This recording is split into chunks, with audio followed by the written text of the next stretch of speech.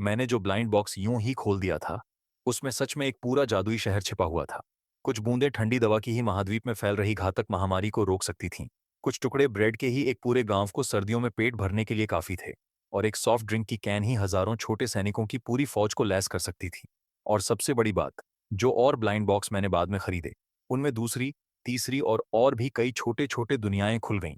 मैं इन छोटे छोटे संसारों को जोड़ भी सकता हूं और देख सकता हूं कि अलग अलग सभ्यताएं कैसे टकराती हैं। मेरा नाम सिलस है और मैंने ऑनलाइन एक अजीब ब्लाइंड बॉक्स खरीदा। ऑर्डर देने के सिर्फ 40 मिनट बाद ही कुरियर इसे लेकर आ गया। मैंने कैंची ढूंढी और पैकेजिंग फाड़ दी। जब मैंने अंदर देखा तो मैं वहीं हैरान रह गया। एक कड़ा सीलबंद आयताकार कांच का ढक्कन था, जो धातु की बेस पर टिका हुआ था। अंदर पहाड़, नदियां और एक बेहद असली मिनिएचर लैंडस्केप था। और सबसे चौंकाने वाली बात यह थी कि कांच के ढक्कन के अंदर एक छोटा सा सूरज था, जो पिंग पोंग बॉल के आकार का था। और उसके पास बादल तैर रहे थे। मैंने उसके चारों तरफ घूमकर देखा। एक तरफ सूरज ढलता और तुरंत ही छोटी चांद निकल आता। जमीन पर छोटे छोटे मकानों में लाइट्स सच में जलती थीं। 1 मिनट का मतलब था दिन और रात का पूरा चक्र। मैं जल्दी से अपने कैबिनेट में गया, लेंस निकाला और करीब से देखने लगा। अंदर सच में जिंदा जीव थे, इंसान और जानवर थे। लेकिन समय इतनी तेजी से गुजर रहा था कि वे सभी धुंधले धावक लग रहे थे। अचानक आसमान अंधेरा हुआ और मैंने अपने हाथ को धातु की सतह पर रख दिया, जैसे कि फोन की फ्लैश जलाकर रोशनी करना चाह रहा हूं। लेकिन तभी एक डरावनी, अजेय खिंचाव शक्ति ने मुझे जोर से खींच लिया। मेरी दृष्टि काली हो गई। हवा कानों में शोर करने लगी और मेरा शरीर पागलपन की तरह नीचे गिरा। सिल्वर फॉल नदी के पास इस मिनिएचर दुनिया में 100 से ज्यादा छोटे सैनिक लंबी युद्ध घोड़ों पर सवार थे और 3 लड़कियों को घेर रखा था। उनके सामने वाला नंगे सिर वाला भद्रकुट्टी मुस्कुरा रहा था और बीच में खड़ी गेहूं जैसी रंग वाली लड़की की तरफ ललची नजरें गड़ा रहा था। वैलेरियन परिवार के छोटे नालायक, अपनी विरासत की चीज मुझे दे दो, वरना आज रात तुम मेरे साथ फुटवॉशिंग गुलाम लड़की बनने जा रही हो। लड़की ने सीने को कसकर पकड़ा, कमर से छोटी तलवार निकाली और गरजते हुए बोली, वैलेरियन परिवार का अपमान करने के लिए तुम्हारा सपना ही खत्म हो जाएगा। मैं चाहती हूं तुम सब मर जाओ। जैसे ही उसने बोलना खत्म किया, अचानक एक तेज और कान फाड़ने वाली चीख आसमान में गूंज उठी। नंगे सिर वाला भद्रकुट्टी हैरान होकर पीछे की ओर मुड़ा। एक तेज और चमकदार रोशनी सीधे आसमान से नीचे गिरी। धमाका! इतनी जोर की ताकत से जमीन फट गई कि आसपास के 100 से ज्यादा घुड़सवार सैनिक हवा में उछल गए। बीच में खड़ा नंगे सिर वाला भद्रकुट्टी और उसका घोड़ा इतनी ताकत से टकराए कि वे मसलकर मलबे में बदल गए और तुरंत तेज गर्मी से राख हो गए। जैसे ही रोशनी फैल गई, मैं विशाल गड्ढे से बाहर आया और अपने चमकते हुए शरीर की तरफ देखा। पता चला मेरी असली बॉडी अंदर नहीं आई थी। ये केवल मेरी चेतना का प्रोजेक्शन था। मैंने ऊपर देखा और बादलों के पार, कांच के ढक्कन के बाहर अपनी विशालकाय आकृति को हल्का सा देखा। बाकी घुड़सवार पूरी तरह डर के मारे पीछे हट रहे थे। मुझे उन पर ध्यान देने की जरूरत तक नहीं थी। मैं सीधे उस लड़की की तरफ बढ़ा। वो पूरी तरह कांप रही थी। उसके घुटने कमजोर पड़ गए और वो सीधे घुटनों के बल गिर गई। दोनों हाथों से एक नाजुक छोटी मूर्ति ऊपर उठाई। मैंने उसे हाथ में लिया और अचानक मेरे दिमाग में अजीब नई यादें भर गईं। पता चला कि यह दुनिया 3 बड़े परिवारों में बंटी हुई थी। लड़की का नाम लुना था और उसके हाथ में जो मूर्ति थी, वह उराओरस नामक विरासत की चीज थी। यह चीज दो पूरी तरह अलग जीवों को जबरदस्ती मिलाकर एक नया और भी खतरनाक प्रजाति बना सकती थी।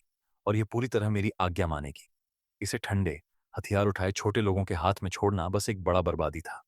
मैंने लुना की तरफ देखा और कहा, मैं इसे स्वीकार करता हूं। बदले में तुम एक इच्छा मांग सकती हो। लुना ने ऊपर देखने की हिम्मत नहीं की। उसने दांत पीसते हुए कहा, भगवान, कृपया हमारे वैलेरियन परिवार की रक्षा 20 साल तक करो। हकीकत में 5 दिन, यहाँ 20 साल। यह लड़की लालची नहीं थी। मुझे स्मार्ट लोग पसंद हैं।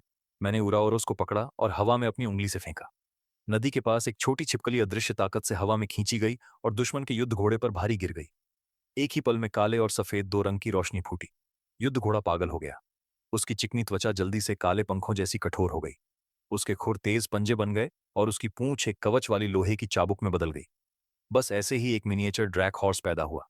नई पैदा हुई ड्रैक ने अपने पंजे उठाए और पूंछ से जबरदस्त वार किया। दुश्मन घुड़सवार, जो अभी भी हवा में था और जमीन पर नहीं उतरा था, उसकी रीढ़ तुरंत टूट गई और वो मलबे में गिर गया। दुश्मन पूरी तरह धक्का खाकर भाग गया। मैंने ड्रैक हॉर्स के सिर पर हाथ रखा और आदेश दिया, आज से तुम वैलेरियन परिवार की रक्षा करोगे। फिर मैं रोशनी की किरण बनकर आसमान में उड़ गया और सीधे रात में गायब हो गया। जैसे ही मेरी चेतना वापस शरीर में आई, मैं लगभग खड़ा नहीं रह सकता था। धातु की बेस पर स्क्रीन जल उठी और बताया कि उरेओरस रखने से मुझे मिनिएचर दुनिया का ऊर्जा स्रोत हासिल होगा। मैंने तुरंत स्क्रीन पर दिखाए निर्देशों का पालन किया और अपना हाथ रिंग वाले दोहरे सैंप के टोटेम पर रखा। कांच के अंदर बादल पागलपन की तरह घूमने लगे और पारदर्शी ऊर्जा की लहरें सीधे मेरे शरीर में चली गईं। बस उसी एक पल में मेरे हाथ पांव की कमजोरियां, जो दिनों से परेशान कर रही थीं, मिट्टी की तरह दूर हो गईं। मेरी थकान पूरी तरह गायब हो गई और चेहरा इतना गुलाबी हो गया जैसे मैंने सुपर हीलिंग पोशन पी लिया हो। मैंने अपनी मुट्ठियां कसकर बंद की। ये ब्लाइंड बॉक्स सच में एक जीवनदायिनी दैवीय वस्तु था। मैंने कांच के ढक्कन का साइड स्लाइड कर खोला और ध्यान से अंदर का नजारा देखा। रैग्नर परिवार के पास खाने की कमी थी, वैलेरियन परिवार के पास घोड़ों की कमी थी, और नवार परिवार बस देख रहा था। इस समय रैग्नर परिवार की बड़ी सेना नदी पार कर रही थी और वैलेरियन परिवार के घर पर जबरदस्ती हमला करने की तैयारी कर रही थी। चूंकि मैंने बॉडीगार्ड बनने का वादा किया था, मुझे कुछ काम करना पड़ा। मैं आंगन के कोने में गया, अपनी उंगलियों से एक सामान्य चींटी उठाई, कांच के ढक्कन की ओर ले जाकर उसे रैग्नर परिवार के ईस्टर्न प्लेन्स में छोड़ दिया। बूम! केवल 2 मिमी की चींटी मिनिएचर दुनिया में एक दुनिया तबाह करने वाला दैत्य बन गई। चींटी जमीन पर गिरी और सीधे बाहरी लकड़ी की बाड़े चकनाचूर कर दी। कई रैग्नर गार्ड लोहा तलवारें लेकर हमला करने लगे, लेकिन विशाल चींटी ने उन्हें देखा तक नहीं। अपने बड़े जबड़े आगे बढ़ाए और सबको तुरंत भेद दिया। पूरा परिवार चीख चीख कर भाग गया। मैंने मैग्नीफाइंग ग्लास से देखा, एक बूढ़ा आदमी अपने गार्ड्स द्वारा लकड़ी की पट्टी पर उठाया गया था और आसमान की ओर घूर रहा था। वह जमीन पर चींटी को नहीं देख रहा था, वह वास्तव में मेरे अभी अभी पीछे खींचे गए विशाल हाथ को देख रहा था। यह बूढ़ा आदमी काफी दिलचस्प था। वह सच में मुझे कांच के ढक्कन के बाहर महसूस कर सकता था। पीछे की स्थिति संभालने के बाद मैंने अपनी नजर उत्तर की ओर मोड़ी। ड्रैक हॉर्स के साथ लुना ने सामने की जंग में ध्यान नहीं दिया। वह सीधे 300 से ज्यादा भालेबाजों को लेकर नवार परिवार के इलाके में घुस गई। नवार परिवार अपने पत्थर की दीवारों और विशाल लकड़ी के दरवाजों पर भरोसा कर रहा था और इस छोटी फौज को बिल्कुल नजरअंदाज कर दिया। वालस, नवार परिवार का सबसे बड़ा योद्धा, दीवार पर खड़ा था, बड़ी लोहे की तलवार लिए, उन्हें मजाक उड़ाने वाला। ड्रैक हॉर्स ने अचानक जोर से सांस ली और पागल दौड़ में अपनी ताकत झोंक दी। थड़! उसके स्केल से ढके सिर ने शहर के दरवाजे पर जोर से हमला किया। पूरा पत्थर का दीवार हिल गया और मोटे लकड़ी के दरवाजे वहीं गिर पड़े। गार्ड डर के मारे पागल हो गए और इंसान के सिर जितने बड़े पत्थर फेंकने लगे, लेकिन जब पत्थर ड्रैक हॉर्स की स्केल से टकराए तो एक भी निशान नहीं पड़ा। ड्रैक हॉर्स ने अचानक मुड़कर दैवीय ड्रैगन टेल विप चलाया और लकड़ी के दरवाजे चकनाचूर कर दिए। तुरंत बाद उसने अपने सामने के खुर उठाए और उन्हें जोर से नीचे गिराया। दरवाजे पूरी तरह टूट गए। वालस ने देखा और रेड पर हमला किया, तलवार से ड्रैक हॉर्स की गर्दन पर वार किया। ड्रैक हॉर्स ने पागल रोंगटे खड़े कर देने वाली दहाड़ लगाई और अपनी पूंछ से उसे कई मीटर दूर फेंक दिया। लुना ने इस मौके का फायदा उठाया, आगे बढ़ी और तलवार उसकी गर्दन पर रख दी। जंग जीतने के बाद लुना घमंड के साथ अपने लोगों को नवार परिवार के 3 मंजिला पत्थर के मुख्य भवन में ले गई ताकि उनकी नेता सिल्विया से हिसाब किताब किया जा सके। लेकिन जैसे ही वो दरवाजे से अंदर चली, सिल्विया ने सीधे 3 बड़े बक्से खोल दिए। वे लोहे का अयस्क, तांबा, तैयार हथियारों से भरे थे और उसने 400 से ज्यादा उच्च श्रेणी के युद्ध घोड़े भी बोनस में दे दिए। इस इशारे का असर इतना जबरदस्त था कि लुना अपनी ही बातों में फंस गई। लुना के ब्लफ को देखकर सिल्विया ने सीधे अपनी स्थिति बता दी। जब तक तुम रैग्नर परिवार को नष्ट कर दोगी, नवार परिवार बिना शर्त समर्पण करने को तैयार है। लुना के पास इतनी भारी भरकम भरपाई थी कि उसके पास और कोई चारा नहीं बचा, बस अपने लोगों को पीछे हटाने के लिए तैयार होना पड़ा। क्या शानदार चाल थी, पैसा खर्च करके आपदा को टाल देना। सबके जाने के बाद सिल्विया अपनी कुर्सी पर गिर पड़ी, चेहरा थकान से भरा हुआ। उसने अपने गले से एक पारदर्शी क्रिस्टल पेंडेंट उतारा। बस उसी एक पल में उसके मंदिर के काले बाल पूरी तरह से सफेद राख जैसे हो गए। तो यही तरीका है अपनी जीवन काल की सीमा को ओवरड्रॉ करके असाधारण बुद्धि हासिल करना। मैं बालकनी के कोने से बाहर निकला और इस चालाक महिला को घूरते हुए देखा। उसने डर के मारे कूदते हुए पेंडेंट को कसकर पकड़ लिया, लेकिन जब उसने मेरी शरीर से निकलती अजीब हल्की रोशनी देखी तो उसने तुरंत महसूस किया कि क्रिस्टल कुछ असामान्य प्रतिक्रिया कर रहा है। सिल्विया के घुटने टूट गए और वह सीधे फर्श पर बैठ गई, सिर को पत्थर की सतह से जोर से दबाते हुए। क्या आप कोई देवी हैं? मैंने उसे अनदेखा किया, सीधे नेता के सिंहासन की तरफ बढ़ा, बैठा और ठंडे स्वर में बोला, वह पत्थर मुझे चाहिए। सिल्विया ने झिझकते हुए दोनों हाथों से पेंडेंट ऊपर उठाया। मैंने उसे झपट कर अपने 5 अंगुलियों से कस लिया।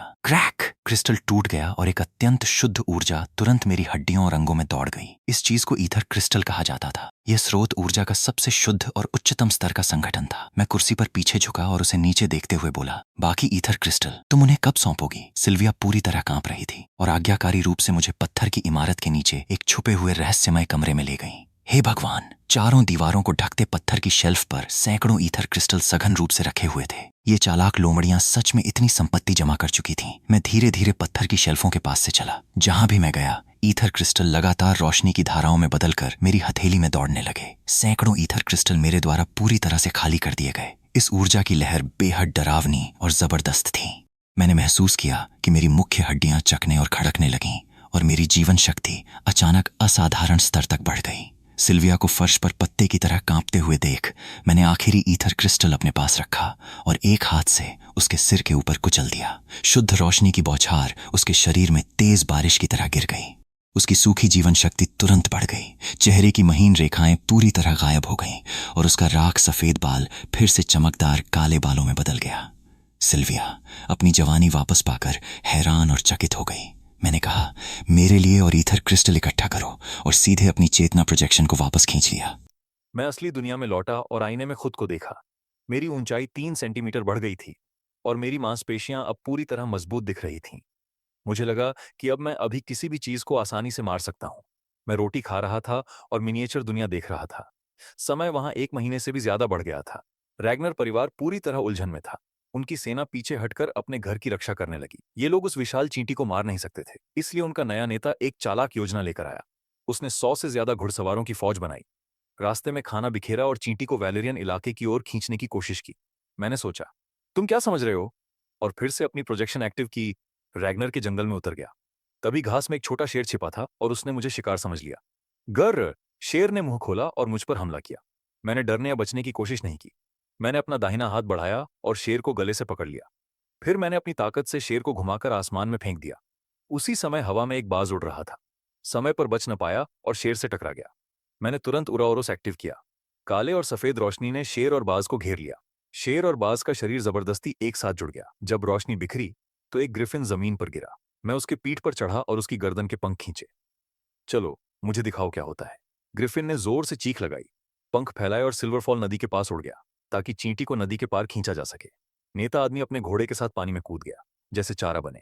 विशाल चींटी तीरों से घायल नहीं होकर नदी में उसका पीछा करती रही। वैलेरियन गार्ड दूसरी तरफ हैरान और परेशान थे। चींटी पर तीर चलाना कुछ भी असर नहीं कर रहा था। सही समय पर एक बूढ़ा घोड़ा पूर्वी किनारे से आया। उस घोड़े पर बैठा था पुराना नेता उल्फ, जो मेरी मौजूदगी महसूस कर सकता था। वह टूटे कवच में और भारी तलवार लिए तेजी से नदी की तरफ बढ़ा। जैसे ही विशाल चींटी नदी के बीच पहुंची, पुराना नेता अपने घोड़े की पीठ पर कूदकर हवा में उठा। हवा में रहते हुए उसने तलवार पकड़कर चींटी के सिर पर जोरदार वार किया। कुर्र, तलवार लगी और पुराना नेता किनारे पर गिर गया, लगभग संतुलन खोते हुए।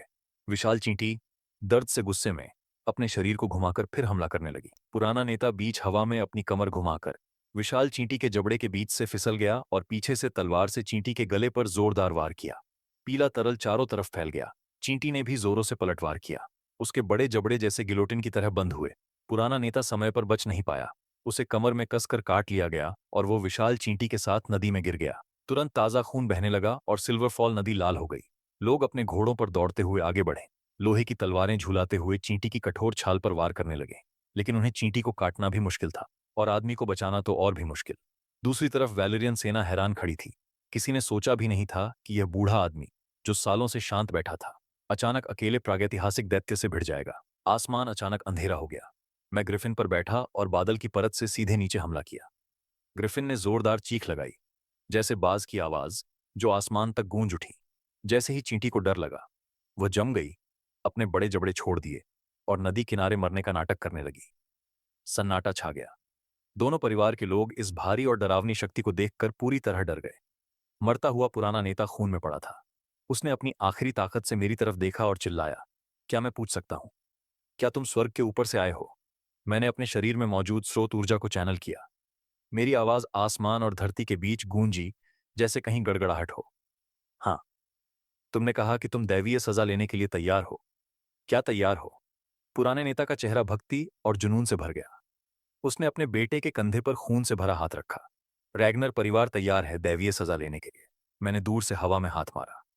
अदृश्य विशाल हाथ तुरंत पुराने नेता और मरने का नाटक कर रही चींटी को पकड़कर आसमान में उठा लिया। हवा और नदी का पानी उछल पड़ा और मैं आदमी और जानवर को एक पल में आसमान में ले गया।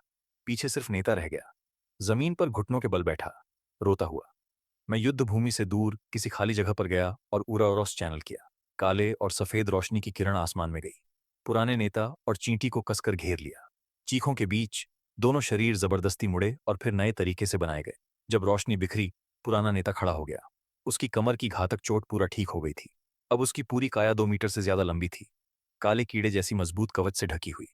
बाएं हाथ के बाहरी हिस्से में अंडाकार हड्डी की ढाल उगाई और दायां हाथ पूरी तरह दो तेज धार वाले ब्लेड में बदल गया। शरीर में शक्ति का एहसास होते ही वो जमीन पर घुटने टेक दिया। धन्यवाद भगवान, मुझे दोबारा बनाने की कृपा के लिए। मैंने उसे एक ईथर क्रिस्टल फेंका और ठंडे स्वर में आदेश दिया, दो काम करो। पहला, इस तरह के पत्थर ढूंढो जितना ज्यादा हो सके। दूसरा, जब मैं न रहूं, वैलेरियन परिवार की रक्षा करो। चाहे तुम्हारे अपने लोग परेशानी करें, उन्हें रोकना होगा। पुराना नेता क्रिस्टल पकड़कर अपनी चीजों में रख लिया। उसकी आंखें तुरंत चालाक बन गईं। धरती के नीचे की दुनिया देवताओं की है, पुराना नेता बोला। चूंकि मैं तुम्हारा नौकर हूं, इसलिए तुम्हारे लिए मैं आग और पानी दोनों पार कर सकता हूं। उसने सिर उठाया और बात बदल दी। लेकिन सर्दियां आ रही हैं और रैगनर परिवार के पास खाने को कुछ नहीं है। हजारों लोग जल्द ही भूख से मर जाएंगे। क्या आप हमें कुछ खाना दे सकते हैं? बस हमें एक दो टुकड़े दे दो और पूरी जनजाति अपनी जान बेचने को तैयार है। मैं हंसने ही वाला था। ये बूढ़ा चालाक आदमी बिना कुछ लिए मुझे धोखा देने की कोशिश कर रहा था। लेकिन अगर मैं उन्हें थोड़ी सर्दियों की खाना देता और बदले में हजारों निडर लोगों की मदद लेता तो ये बहुत फायदेमंद सौदा था। मैंने सीधे जवाब नहीं दिया, बस अपनी प्रोजेक्शन वापस खींची और वास्तविक दुनिया में लौट आया।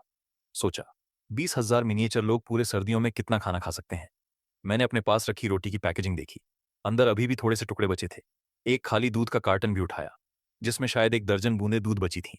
मिनिएचर दुनिया के लिए ये काफी था। मैंने उन्हें तुरंत खाना नहीं दिया। पहले उन्हें कुछ दिन भूखा रहना था, ताकि बर्फ में कोयला पहुंचाने का असर सबसे अच्छा हो। मिनिएचर दुनिया में समय बहुत तेजी से बीतता है। कुछ दिनों बाद पुराना नेता उल्फ अपने जनजाति के पास वापस आया। उसका काला भारी कवच और उसका पुनर्जीवन का चमत्कार देखकर पूरी जनजाति हैरान रह गई। जब उसने बताया कि देवता जल्द ही खाना देंगे, तो पूरा रैगनर परिवार उबल पड़ा। जीने के लिए 20,000 से ज्यादा लोग ठंडी हवा में भी पागलों की तरह मैदान खोदने लगे और ईथर क्रिस्टल ढूंढे। सिर्फ आधे महीने में उन्होंने मेरे लिए 100 से ज्यादा क्रिस्टल जुटा लिए। समय सही देखकर मैंने ग्रिफिन को संदेश दिया और आदेश दिया कि 2 बड़े गड्ढे खोदें ताकि खाना रखा जा सके। अगले दिन तूफानी बर्फ में गाय और उल्फ पूरी जनजाति के साथ गड्ढों के पास खड़े रहे और उनका सुरक्षा करने लगे। देवता उतर रहे हैं, सब चुप रहो। गाय की जोरदार दहाड़ के साथ ऊंचाई अचानक अंधेरी हो गई। मेरी विशाल आकृति ने सूरज को ढक दिया और पूरा मैदान छाया में आ गया।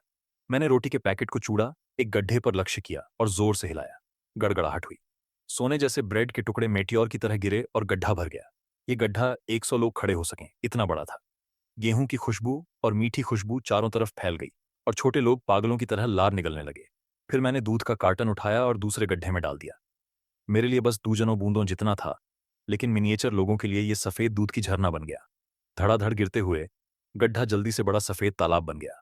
दूध की खुशबू ने सभी की मानसिक तैयारी तोड़ दी। हे भगवान, इतना सारा दूध! स्वर्गीय खाना आसमान से गिर रहा था। हम भूख से मरने वाले नहीं थे। 20,000 से ज्यादा लोग एक साथ घुटनों के बल गिर पड़े। आसमान की तरफ सिर झुकाया। उनकी आवाज धरती और आसमान हिला रही थी। इस खाने की लहर ने मैं पूरा रैगनर परिवार अपने पक्ष में कर लिया। समय तेजी से बीतता रहा और जल्दी ही बर्फ और बर्फ पिघल गई। सर्दियों को पार करने के बाद रैगनर लोग सिर्फ जीवित नहीं रहे, बल्कि मोटे और ताकतवर भी बन गए। गाय ने लोगों को भेजा और 2 बड़े गाड़ियां भरकर ब्रेड और सूखा चीज वैलेरियन इलाके में ले गया। वहां उन्होंने 10 बैग हाई क्वालिटी बीज और खेती के तरीके के बदले आदान प्रदान की मांग की। नई नेता लुना ने यह नरम खाना देखा, जिसे उसने पहले कभी नहीं देखा। सिर्फ एक सवाल पूछने पर उसने पता लगा लिया कि रैगनर परिवार, ये जंगली लोग, दरअसल देवताओं से भी जुड़ सकते हैं। लुना का दिमाग बहुत तेजी से घूम गया, क्योंकि देवता किसी का पक्ष नहीं ले रहे थे। जो भी ज्यादा ईथर क्रिस्टल दे सकता था, वह ज्यादा देवीय आशीर्वाद ले सकता था। उसने तुरंत फैसला लिया, तकनीक सौंप दी और आदेश दिया, पूरी जनजाति अब अनावश्यक काम बंद करे। भले ही हम खेती न करें, लेकिन ईथर क्रिस्टल निकालना जैसे जान पर खेल हो। इन 2 परिवारों की गतिविधियां उत्तर में नवार परिवार से छुप नहीं सकती थीं।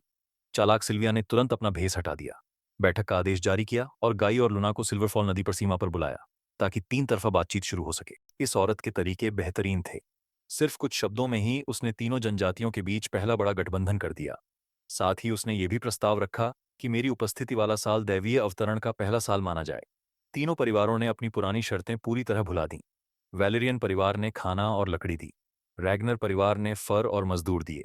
नवार परिवार ने लोहे के औजार बनाने में ओवरटाइम काम किया। तीनों बड़े नेता और उनके लोग पूर्ण समय खनिक बन गए और पहाड़ों और मैदानों में मेरे लिए ईथर क्रिस्टल खोजने लगे। मैं मिनिएचर दुनिया में छोटे छोटे काले बिंदुओं को तेजी से काम करते देख खुश हो गया। सिर्फ एक रात में मेरी ऊर्जा इतनी बढ़ गई कि मेरी जीवन शक्ति फिर से नई ऊंचाई पर पहुंच गई। मैंने दीवार की घड़ी देखी, लगभग 8 बजे थे। मुझे कंपनी जाकर छुट्टी का फॉर्म जमा करना था और फिर मार्केट जाकर सूरज के आकार का बड़ा तंबू खरीदना था, ताकि आंगन को ढककर सब कुछ छुपाया जा सके। जाने और आने में शायद कुछ घंटे ही लगेंगे। मिनिएचर दुनिया में थोड़ा साल से ज्यादा समय बीत जाएगा, इसलिए बड़ी कोई समस्या नहीं होगी। मैंने मिनिएचर दुनिया को कार्डबोर्ड बॉक्स से ढक दिया, आंगन का गेट बंद किया और सीधे टैक्सी लेकर कंपनी गया। लेकिन मुझे बिल्कुल नहीं पता था कि ये छोटे लोग इतने मेहनती खनन करेंगे कि आसमान तक पहुंच जाएंगे। दैवीय अवतरण का तीसरा साल, अगस्त का सबसे गर्म दिन। गैरेथ, रैगनर परिवार का एक पुराना योद्धा, गहरी खुदाई में लोहे की कुल्हाड़ी से काम कर रहा था ताकि अपने छोटे बेटे के लिए लोहे का कवच बना सके। वो लगातार 3 दिन इसी गड्ढे में खुदाई कर रहा था। थर्ड, लोहे की कुल्हाड़ी ने एक कड़ी चट्टान तोड़ दी और नीचे एक गहरा काला गड्ढा बन गया। जैसे ही उसने देखा, एक विशाल ताकत अचानक उस गड्ढे से बाहर आई, कुल्हाड़ी के लकड़ी के हैंडल को पकड़कर नीचे खींच लिया। यह क्या है? गैरेथ डर के मारे हाथ में दर्द महसूस करने लगा। वो पलटा और गड्ढे से बाहर निकलने की कोशिश करने लगा। अगले ही सेकंड में एक आंखों वाला नहीं, बैंगनी धब्बों वाला राक्षस, जिसकी टांगें लंबी और पतली थीं, काले गड्ढे से बाहर निकला। राक्षस ने अपना खून वाला मुंह खोला और गैरेथ के पैर में काट लिया। आह! गैरेथ की चीख आसमान में गूंज गई और वो फौरन गहरे गड्ढे में खींच लिया गया। तो फिर सैकड़ों और हजारों ऐसे ही बैंगनी राक्षस उसी सुरंग से बाहर निकले। सिर्फ रैगनर परिवार ही नहीं, वैलेरियन के मैदान और नवार के पहाड़ भी इन राक्षसों के लिए खतरनाक हो गए थे। सभी जगह की क्रिस्टल की खुदाई इतनी गहरी थी कि ये राक्षस वहां से बाहर आ सकते थे। काउंसिल के तंबू में तीनों परिवारों के नेता राक्षसों की लाशें देखकर डर गए। ये बैंगनी राक्षस बहुत जहरीले और शक्तिशाली थे। सबसे डरावनी बात यह थी कि मिनिएचर दुनिया के पूरे अंडरग्राउंड में यही उनके घोंसले थे। संख्या सैकड़ों हजार या लाखों में थी। गाई ने तुरंत तीनों जनजातियों का सर्वोच्च सेनापति बनने का फैसला किया। सिल्विया ने सभी जनजातियों के लिए हथियार बांटे और लुना ने अपने परिवार की पूरी संपत्ति झोंक दी, जिसमें ड्रैगन स्केल भारी सवार सेना शामिल थी। तीनों जनजातियों की सेना पागलों की तरह आग बुझाने लगी। 120 भारी कवच पहने ड्रैगन स्केल सवार अजेय थे और ड्रैक हॉर्स लाल नजर आते थे। जब भी वे बैंगनी राक्षस देखते, वे सीधे उन पर टूट पड़ते और उन्हें कुचलते। लेकिन राक्षस बहुत ज्यादा थे। हजारों मारे गए और 10,000 नीचे से उभर आए। एक अचानक हमला में सिल्विया के तंबू को उल्टा कर दिया गया। दुनिया की सबसे समझदार महिला अपने पीछे हटते जनजाति के लोगों को बचाने के लिए बैंगनी राक्षस ने उसके कंधे को काट दिया। सिल्विया गंभीर रूप से घायल थी और लगभग वहीं मरने वाली थी। सर्दियों की तेज बर्फ ने पहाड़ों को ढक दिया। खाना बहुत कम हो गया था और योद्धा खाली पेट ही राक्षसों से लड़ रहे थे। हर दिन सैकड़ों या हजारों योद्धा मर रहे थे और मृतकों की रिपोर्टें पहाड़ जैसी ढेर हो गई थीं। लुना, खून से लथपथ, एक राक्षस को मारकर तलवार पर झुक गई। आसमान की तरफ देखकर बोली, हे भगवान, आप कहाँ हैं? सिल्विया बीमार बिस्तर पर लेटी अपने हाथ में खून से सना युद्ध रिपोर्ट देख रही थी और अचानक एक डरावना सच समझा। हाल ही में बैंगनी राक्षसों ने बाहरी गांवों पर हमला बंद कर दिया था। इसके बजाय वे अक्सर सिल्वरफॉल नदी के पास तीनों जनजातियों की सीमा पर दिखाई दे रहे थे और भारी गड्ढे खोद रहे थे। गाई ने तीनों जनजातियों की मुख्य ताकत वहां भेज दी थी ताकि समस्या का हल किया जा सके। राक्षसों को पहाड़ से नीचे लाकर उनका असली लक्ष्य तीनों जनजातियों के मुख्य घर थे। सिल्विया ने अचानक ताजी खून की थूक निकाली और गार्ड्स को चिल्लाई, आगे जाओ, ग्रैंड आर्मी को पीछे हटाओ और बचाव करो, जल्दी करो। लेकिन सब बहुत देर हो चुकी थी। तीसरा राक्षसों की जानकारी उनकी सोच से भी बहुत आगे थी। जब मुख्य सेना सिल्वरफॉल नदी पर फंसी तो तीनों जनजातियों के इलाके में अनगिनत गुफाएं फट गईं और असली राक्षसों की सेना बाहर आ गई। करीब 1 बजे मैं सूरज के आकार का तंबू लेकर घर लौटा, पूरी तरह पसीने में भीग चुका था। 5 घंटे से बाहर रहने के बाद मिनिएचर दुनिया में लगभग 1 साल बीत चुका था। मैंने आंगन का गेट बंद किया और सोचा कि ये छोटे लोग मेरे लिए कितने ईथर क्रिस्टल जमा कर चुके होंगे। मैंने कार्डबोर्ड बॉक्स उठाया जो कांच के ढक्कन पर था। मेरी मुस्कान तुरंत सर्द हो गई। पूरा मिनिएचर दुनिया अब पहले जैसी हरी भरी नहीं थी। जहां भी नजर दौड़ाओ, गहरे जले हुए गड्ढे और खून के समुद्र थे। कांच ये से मैग्नीफाइंग ग्लास का इस्तेमाल न करते हुए भी जमीन पर पड़े मृतकों को साफ देखा जा सकता था। मैंने कांच का साइड पैनल फाड़ा, फास्ट फॉरवर्ड स्टेट खत्म किया, मैग्नीफाइंग ग्लास उठाया और जमीन को ध्यान से देखा। हर जगह पतले बैंगनी धब्बेदार राक्षस थे। वे लकड़ी के घरों और तंबुओं पर बेतहाशा हमला कर रहे थे। तीनों बड़े परिवारों के मुख्यालय आग में जल रहे थे और पीछे रह गए महिलाएं, बच्चे और बूढ़े लोग निर्दय हत्याकांड सह रहे थे। ग्रिफिन कहाँ था? उल्फ कहाँ था? मैं सिर्फ कुछ घंटे के लिए गया था और ये घटिया राक्षस मेरी मेहनत की जमीन को बर्बाद कर चुके थे। मुझ में गुस्से की लहर दौड़ गई। मैंने मुट्ठियां कस लीं, स्रोत ऊर्जा मेरे पूरे शरीर में घूमने लगी, हड्डियां धमाके की तरह धड़ धड़ करने लगीं। आज तुम गंदे चूहों को दिखा दूंगा कि असल प्राकृतिक आपदा क्या होती है। मैं चमकती रोशनी में बदल गया और सीधे मिनिएचर दुनिया में घुसा। नवार के नेता की पत्थर की इमारत में उतरते ही मैंने देखा कि सिल्विया अभी भी गंभीर चोटों से उबर रही थी। वह बेंच पर टिकी हुई खुद को होश में रखने की कोशिश कर रही थी और मुझे रिपोर्ट दी। पता चला कि ये भूमिगत राक्षस बहुत चालाक थे।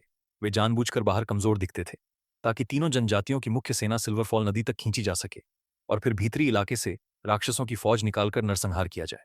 अगर उल्फ और ड्रैक हॉर्स जंग लड़कर उन्हें बचाने के लिए नहीं होते तो तीनों इलाके पहले ही खत्म हो गए होते। फिर भी नवार परिवार का आधी से ज्यादा ईथर क्रिस्टल लूट लिया गया। सिल्विया जमीन पर घुटनों के बल बैठी थी, रोते हुए, और मेरी सजा मांग रही थी। मैं भूमिगत रहस्यमय कमरे में गया और उसके द्वारा अपने जीवन की कीमत पर सुरक्षित रखे 40 ईथर क्रिस्टल ले लिया। मेरी जीवन शक्ति सीधे 24 तक बढ़ गई। स्रोत ऊर्जा मेरे शरीर में दौड़ने लगी। मैंने एक उंगली उठाई और शुद्ध ऊर्जा सिल्विया के शरीर में डाली। उसका पीला चेहरा तुरंत रंगीन हो गया और गंभीर चोटें तुरंत ठीक हो गईं। मैंने ठंडे स्वर में कहा, तुमने बहुत अच्छा काम किया। अब क्योंकि चमड़े का कवच राक्षस के दांत नहीं रोक सकता, मैं तुम्हें धातु का कवच दूंगा। मैं चाहता था कि इन कीड़ों का एक भी बच्चा जिंदा ना बचे। ये कहकर मैं आसमान में उड़ गया और अपनी चेतना वापस असली दुनिया में ले आया, जमीन के नीचे छिपे उन राक्षसों को मारने के लिए। मुझे खुद जाकर गड्ढे खोदने की जरूरत नहीं थी। मैं अपने स्टोरेज रूम में गया और वहां से खाली फैंटा, कोका कोला और स्प्राइट के करीब दर्जन भर कैन निकाल लाया। फिर मैंने कैंची से उन्हें काटकर नाखून जितने छोटे छोटे एल्यूमिनियम के टुकड़ों में बदल दिया। असली दुनिया में यह बस कबाड़ था, लेकिन उस मिनिएचर दुनिया में यह सबसे हल्का और सबसे मजबूत दिव्य कवच बनने वाला था। मैंने उत्तर दिशा वाली कांच की खिड़की खोली, नवार परिवार की खुली जगह को निशाना बनाया और अपनी उंगलियां खोल दी। रंबल। सबकी डरी हुई लेकिन पागल उत्साहित निगाहों के सामने लाल, नारंगी और हरी रोशनी से चमकते 3 विशाल धातु स्तंभ आसमान से नीचे गिरे। जमीन पर 3 बड़े गड्ढे बन गए। ये देवताओं की धातु है। सिल्विया ने दोनों हाथ ऊपर उठाकर पूरी ताकत से चिल्लाया, लोहे से हल्की और उससे कहीं ज्यादा मजबूत। कारीगरों, इसे इस्तेमाल करो और हमारे योद्धाओं के लिए कवच बनाओ। हजारों लोहारों की आंखें लाल हो गईं। वो पागलों की तरह उन धातु के ढेरों की तरफ दौड़ पड़े। मैं ये सब देखकर हल्का सा मुस्कुराया। फ्रिज फ्रिज खोला और उसमें से डव मिल्क चॉकलेट निकाली। मैंने उसका एक बड़ा टुकड़ा तोड़ा और उसे भी अंदर फेंक दिया। वो विशाल भूरी उल्का की तरह नीचे गिरी और पूरे इलाके में मीठी खुशबू फैल गई। सिल्विया ने मुश्किल से अपनी लार निगली, फिर हिम्मत करके उसका एक छोटा टुकड़ा खाया। अगले ही पल उसकी आंखें फैल गईं।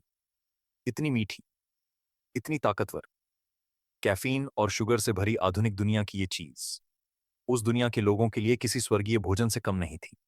ये भगवान द्वारा दिया गया प्रसाद है। सिल्विया जोर से चिल्लाई, इसे खाओ, राक्षसों को खत्म करो और अपने लोगों का बदला लो। चॉकलेट खाकर, एल्यूमिनियम का कवच पहनकर तीनों कबीलों की सेना का हौसला अचानक आसमान छूने लगा, जैसे उनके अंदर आग भर दी गई हो। पागलों की तरह पलटवार करने लगे। लेकिन मैंने चारों तरफ नजर दौड़ाई और मुझे ग्रिफिन दिखाई नहीं दिया। वो पक्षी गया कहां? मैं फिर से नीचे उतरा और उसकी हल्की सी आभा का पीछा करने लगा। आखिरकार मैं सिल्वर फॉल नदी के पास पहुंचा। एक विशाल गड्ढा था। कुछ शेरनियां अभी भी उसके बाहर बेचैनी से घूम रही थीं। लगता था वो बेवकूफ ग्रिफिन अकेला ही राक्षसों की मान में घुस गया था। मैं बिना रुके उस अंधेरे गड्ढे में कूद गया। जैसे ही नीचे उतरा, बैंगनी चमड़ी वाले राक्षसों के झुंड पागल कुत्तों की तरह मेरी तरफ टूट पड़े। लेकिन मैंने कोई स्किल इस्तेमाल तक नहीं की। मैंने बस एक एक मुक्का मारा और उन्हें कीचड़ की तरह उड़ा दिया। साथ ही उनके गिराए हुए ईथर क्रिस्टल भी उठाता गया। गुफा के अंदर लड़ते हुए आखिर मैं सबसे गहरे हिस्से तक पहुंच गया और वहां मैंने ग्रिफिन को देखा। वो हवा में बुरी तरह फंसा हुआ था, किसी घिनौने चिपचिपे स्लाइम में जकड़ा हुआ, हिल भी नहीं पा रहा था। मैंने अंधेरे को घूरते हुए कहा, जो भी छिपा है, बाहर निकल। मैंने हाथ उठाया और सोर्स एसेंस एनर्जी से एक विशाल पारदर्शी हाथ बना लिया। फिर उसे पूरी ताकत से अंधेरे कोने की तरफ दे मारा। बूम! कोने में पड़ा स्लाइम अचानक हिलने लगा और उसने भी एक विशाल हाथ बना लिया, सीधे मेरे हमले को रोकने के लिए। दोनों ताकतें टकराईं और पूरी गुफा में भयानक शॉकवेव फैल गई। लेकिन मेरी ताकत ज्यादा थी। मैंने जोर लगाया और उस स्लाइम वाले हाथ को सीधे फाड़ दिया। वूश! टूटे हुए स्लाइम के अंदर से एक छोटा सा जीव बाहर उछला। मैंने ध्यान से देखा और लगभग हैंस पड़ा। इतना तमाशा करने वाला भूमिगत दुनिया का यह तथाकथित राजा असल में तरबूज जितना बड़ा एक नीला बैंगनी स्लाइम था। उसने अजीब सी चीख निकाली और अगली पल पूरी गुफा का स्लाइम एक विशाल लहर बनकर मेरी तरफ टूट पड़ा। सिर्फ दिखावा, असली ताकत कुछ भी नहीं। मैं ठंडी हैंसी हैंसा और उंगली हल्के से झटका दी। एक सोर्स एसेंस बीम सीधा उस विशाल स्लाइम लहर को चीरती हुई निकल गई और बिल्कुल सही निशाने पर जाकर उसके असली शरीर को भेद गई।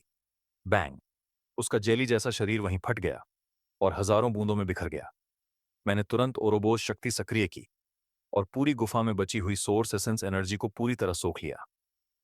ग्रिफिन को बचाने के बाद मैंने एक बैंगनी चमड़ी वाले राक्षस को पकड़कर उस पर फ्यूजन एक्सपेरिमेंट किया, लेकिन जल्दी ही मुझे पता चल गया ये राक्षस असली जीव थे ही नहीं। ये तो सिर्फ स्लाइम द्वारा बनाई गई कठपुतलियां थीं जो सोर्स एसेंस से पैदा की गई थीं। इनके अंदर असली जीवन नहीं था, इसलिए ये फ्यूजन के काम भी नहीं आ सकते थे। मैं वापस असली दुनिया में लौट आया, लेकिन मिनिएचर दुनिया में समय बहुत तेजी से गुजर रहा था और युद्ध लड़ने के लिए सबसे जरूरी चीज थी खाना। मैं बाहर की दुनिया से कुछ मक्के के बीज लाया, फिर उन्हें मिनिएचर दुनिया के जौ के बीजों के साथ ओरोबोस की मदद से मिला दिया और इस तरह पैदा हुई एक नई फसल, गोल्डन व्हीट। इसके दाने बहुत बड़े थे और ये बेहद पौष्टिक थी। मैंने ये नई फसल वेलेरियन परिवार को दी ताकि वो बड़े स्तर पर इसकी खेती कर सकें। उधर नवार परिवार के लोहार दिन रात काम कर रहे थे। उन्होंने सोडा कैन के एल्यूमिनियम टुकड़ों से पूरे 30,000 पूरे शरीर वाले कवच तैयार कर दिए। साथ ही तलवार और ढाल के सेट भी बनाए गए। लाल कवच रैग्नार परिवार को मिला, नारंगी कवच वेलेरियन परिवार को और हरा कवच नवार परिवार को दिया गया। अब उनके पास हथियार भी थे, कवच भी और खाने का इंतजाम भी। लेकिन मुझे लगा अभी आग में थोड़ा और तेल डालना चाहिए। मैंने हाल ही में खरीदा हुआ एक western epic miniature figure set खोला और उसमें रखे टाइटेनियम स्टील हथियार बाहर निकाले। Dragon slaying halberd, sun moon twin blades और लेवाइथन स्पीयर। ये आधुनिक दुनिया के बेहतरीन स्टील से बने हथियार थे। ठंडी हथियारों वाली उस दुनिया में ये किसी दूसरे आयाम की ताकत जैसे थे। मैंने ये तीनों दिव्य हथियार रैग्नार परिवार के मुख्य चौक में गाड़ दिए। फिर उल्फ को आदेश दिया, तीनों कबीलों के बीच एक मार्शल टूर्नामेंट करवाओ। जो सबसे ताकतवर योद्धा होगा उसे ये दिव्य हथियार इनाम में दिए जाएंगे। जैसे ही ये खबर फैली, पूरी मिनिएचर दुनिया पागल हो गई। हर योद्धा, हर लड़ाका बस उसी टूर्नामेंट की बात कर रहा था। 10 दिनों तक लगातार खूनी लड़ाइयां होती रहीं। आखिरकार वॉलेस ने ड्रैगन स्लेइंग हैल्बर्ट जीत लिया। वैलेरियन परिवार की नेता लूना और उसका छोटा भाई ट्रिस्टन सनमून ट्विन ब्लेड्स के मालिक बने। लेकिन रैग्नार परिवार की तरफ से एक आम योद्धा सब पर भारी पड़ गया। उसका नाम था ड्रैक्स। उसने अपनी पूरी जिंदगी राक्षसों के झुंडों से लड़ते हुए बिताई थी। हर लड़ाई ने उसे और ज्यादा खतरनाक बना दिया था और आखिरकार वो टूर्नामेंट का चैंपियन बन गया। लेकिन बात यहीं खत्म नहीं हुई। उस पागल ने जीतने के बाद सीधे मौजूदा नेता उल्फ की तरफ उंगली उठाई और सबके सामने उसे गालियां देने लगा। यहां तक कि उसने उल्फ को खुलेआम चुनौती दे दी, एक दिन मैं खुद भगवान का भी सिर काट दूंगा। बुम! भारी कीट कवच पहने उल्फ तोप के गोले की तरह एरिना में आ गिरा। उसके उतरते ही पत्थर की जमीन पर 2 बड़े गड्ढे बन गए। ड्रैक्स ने दहाड़ लगाई और अपनी तलवार उठाकर सीधे उस पर हमला कर दिया। लेकिन उल्फ ने बचने की कोशिश तक नहीं की। उसने सिर्फ एक हाथ से तलवार पकड़ ली, हल्का सा कलाई घुमाई, तुरमार तुरंत टुकड़ों में टूट गई। अगले ही पल उसने ड्रैक्स के पेट में जोरदार मुक्का मारा। धड़ाम! ड्रैक्स दर्जनों मीटर दूर जा गिरा। उल्फ धीरे धीरे उसकी तरफ बढ़ने लगा। हर कदम के साथ जमीन टूट रही थी और उसकी हत्या की भावना आसमान छू रही थी। बस इतनी सी ताकत लेकर तू मुझे चुनौती देता है? उसके दाएं हाथ की आरी जैसी चींटी वाली धारदार जबड़े अचानक खुल गए और सीधे ड्रैक्स की भौहों के बीच वार करने बढ़े। लेकिन जैसे ही वो धार उसके सिर को छूने वाली थी, मैं अचानक आसमान से नीचे उतरा और सिर्फ 2 उंगलियों से उल्फ की कलाई पकड़ ली। पूरा एरिना एकदम शांत हो गया। तीनों कबीलों के 10,000 योद्धा मुझे अचानक अपने सामने देखकर सुन्न रह गए। अगले ही पल सब एक साथ घुटनों पर गिर पड़े। हे महान देवता, हम आपका स्वागत करते हैं। मैंने उनकी तरफ ध्यान भी नहीं दिया। मैंने जमीन पर पड़े ड्रैक्स की तरफ देखा, जो पसीने से भीगा हुआ भारी सांसें ले रहा था। फिर मैंने दूर गड़ी हुई लेवायथन स्पीयर को हवा में खींचा और उसे सीधे ड्रैक्स के सामने फेंक दिया। ये दिव्य हथियार अब तुम्हारा है। जमीन के नीचे छिपे सारे राक्षसों का सफाया कर दो, फिर मैं तुम्हें और बड़ा इनाम दूंगा। इतना कहकर मैं फिर से आसमान में उड़ गया और गायब हो गया।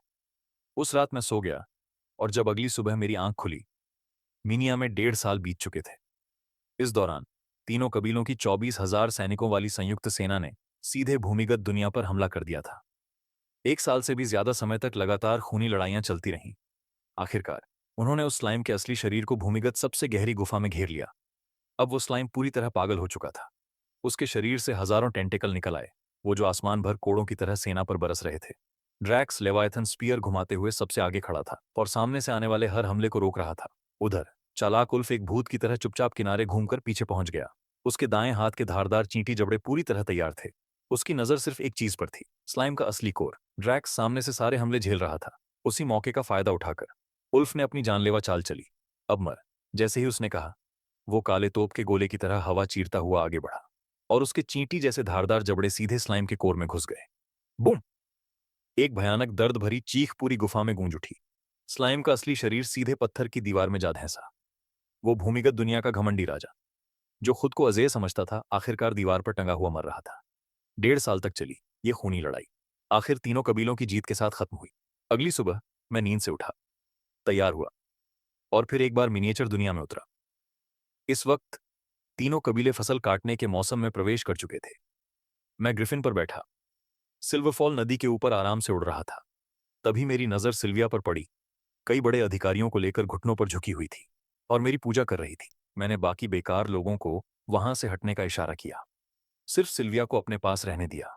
मैं चुपचाप उसे देखता रहा। वो बड़े आराम से आग जला रही थी और मछली भून रही थी। मैंने कैजुअली थोड़ी सी सोर्स एसेंस एनर्जी उस मछली में डाल दी। सिल्विया ने एक निवाला लिया और अगले ही पल उसकी आंखें चौड़ी हो गईं। उस मछली का स्वाद और उसके अंदर अचानक दौड़ती ताकत उसके लिए एक चमत्कार से कम नहीं थी। अब उसकी आंखों में मेरे लिए जो श्रद्धा थी, वो लगभग बाहर छलक रही थी। मैं ग्रिफिन पर चढ़ा और उसकी तरफ हाथ बढ़ाया। तुम्हें नज़ारे देखना पसंद है? आओ, मैं तुम्हें उड़ाकर घुमाता हूं। सिल्विया एकदम जड़ हो गई। 17 साल की उम्र में वो लीडर बनी थी और पिछले 18 सालों से उसने अपनी पूरी जिंदगी सिर्फ अपने इलाके के लिए कुर्बान कर दी थी। न प्यार, न आराम, न अपनी कोई जिंदगी। अब जब मैं उसे ग्रिफिन पर अपने साथ लेकर बादलों के ऊपर उड़ रहा था और तेज हवा उसके चेहरे से टकरा रही थी, वो डर के मारे मेरी कमर को कसकर पकड़े हुई थी। उसकी आंखों से आंसू लगातार बह रहे थे। था था इसमें थैंक यू। उड़ान खत्म होने के बाद सिल्विया मुझे पहाड़ों के पीछे बने एक भारी सुरक्षा वाले एल्यूमिनियम सेल में ले गई। वहां वही स्लाइम बंद था जिसे पहले उल्फ ने बुरी तरह घायल किया था।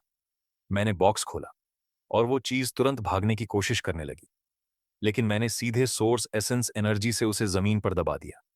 जैसे ही मैं उसे खत्म करने वाला था, अचानक वो जेली जैसा शरीर हिलने लगा और अगले ही पल एक नीली बालों वाली, बैंगनी आंखों वाली, सफेद चमड़ी की लड़की में बदल गई। न नहीं, हमला मत करो। मैं इंसानों की भाषा समझ सकती हूं।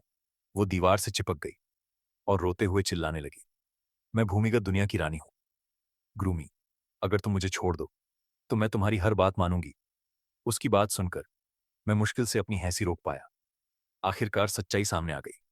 ये तथाकथित भूमिगत रानी असल में सिर्फ मिट्टी का एक टुकड़ा थी जिसने सोर्स एसेंस सोख लिया था। और वो सारे बैंगनी राक्षस, वो सिर्फ उसके बनाए हुए पपेट थे, क्योंकि मैंने तीनों कबीलों को ईथर क्रिस्टल खोदने भेजा था जिससे उसका खाना कम हो गया। इसने बदले में हमला शुरू कर दिया था। मैंने जानबूझकर ठंडा चेहरा बनाया। वो ईथर क्रिस्टल शुरू से मेरे थे। तुमने मेरी चीज चुराई और मेरे लोगों को भी नुकसान पहुंचाया। ग्रूमी इतनी डर गई कि तुरंत घुटनों पर गिर गई। मुझसे गलती हो गई, बस मुझे खाना खाने दो। मैं अब से पूरी तरह तुम्हारी बात मानूंगी। उसकी हालत देखकर मैंने कैजुअली उसे डव चॉकलेट का एक टुकड़ा फेंक दिया। ग्रूमी ने जैसे ही एक बाइट लिया, उसकी आंखें चमक उठीं और उसी पल वो मेरी नंबर 1 नौकर बन गई। मैंने ग्रूमी को सिल्विया के हवाले कर दिया। उसे एक बिना रुके काम करने वाली मशीन बना दिया गया। लेकिन सिल्विया भी कम खतरनाक नहीं थी। उसने ग्रूमी से नए बैंगनी राक्षस बनवाने की बजाय उसकी सोर्स एसेंस ताकत से एक खास बेल उगवाई, जिसे नाम दिया गया ईथर वाइन।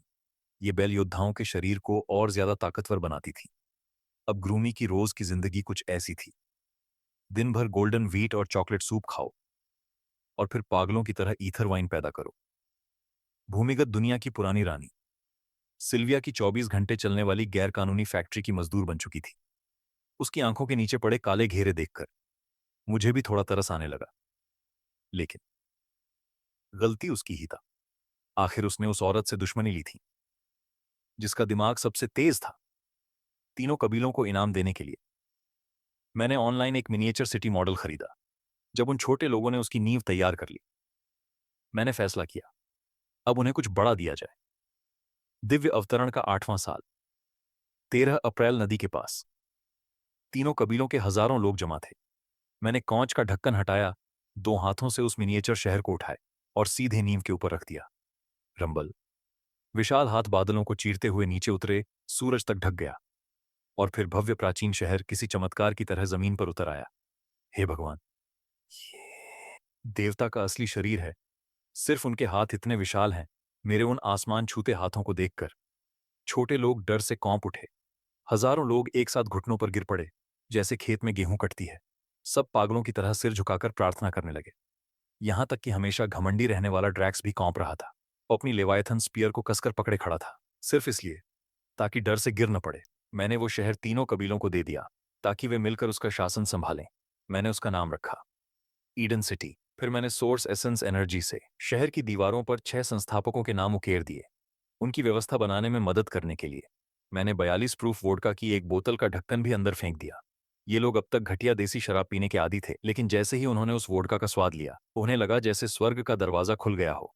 इसके बाद मैंने एक मिनरल वाटर बोतल और मेयोनीज की बोतल को छोटे छोटे टुकड़ों में काटा और उन्हें ऐसी प्लास्टिक करेंसी के रूप में दिया जिसकी नकल बनाना उनके लिए नामुमकिन था। इस एक कदम ने मिनिएचर दुनिया की सभ्यता को बहुत आगे धकेल दिया। तीनों कबीले अब तेजी से तरक्की कर रहे थे, लेकिन मुझे लगा ये सब कुछ ज्यादा ही शांत हो गया है।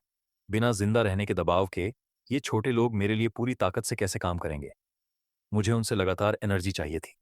इसलिए रात के अंधेरे में मैंने चींटी से बड़ा एक पतंगा पकड़ा, फिर उसे ओरोबोस की मदद से एक छछूंदर के साथ जबरदस्ती फ्यूज कर दिया और चुपचाप उसे बैंगनी चमड़ी वाले राक्षसों की एक छोड़ी हुई सुरंग में डाल दिया। कुछ महीने बाढ़ियों कटाई का मौसम करीब था। पश्चिमी पहाड़ियों के गेहूं के खेतों पर भयानक हमला हुआ। बहुत सारी सीढ़ीनुमा खेती वाली जमीन नीचे से उलट दी गई थी। ड्रैक्स और ट्रिस्टन दिव्य हथियार लेकर उसे मारने गए, लेकिन आधे दिन से भी कम समय में दोनों खून से लथपथ वापस लाए गए। ड्रैक्स अस्पताल के बिस्तर पर पड़ा था, गुस्से से दांत पीसते हुए बोला, वो एक विशाल दानव है। वो उड़ भी सकता है और जमीन के नीचे भी जा सकता है। उसका शरीर बिल्कुल बैंगनी चमड़ी वाले राक्षसों जैसा है। सिल्विया जांच के लिए ग्रूमी को लेकर कैंप में आई। ड्रैक्स ने ग्रूमी को घूरते हुए दहाड़ा, ये सब जरूर तूने किया है। तू राक्षस है, तेरी चालें अभी खत्म नहीं हुई। ग्रूमी गुस्से से पैर पटकने लगी। बकवास, ये झूठा इल्जाम है। मैं खुद उड़ नहीं सकती, तो पंखों वाला राक्षस कैसे बना सकती हूं?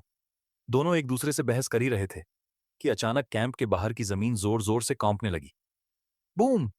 जमीन फट गई और पीठ पर पंखों वाला एक विशाल बैंगनी राक्षस मिट्टी चीरकर बाहर निकला।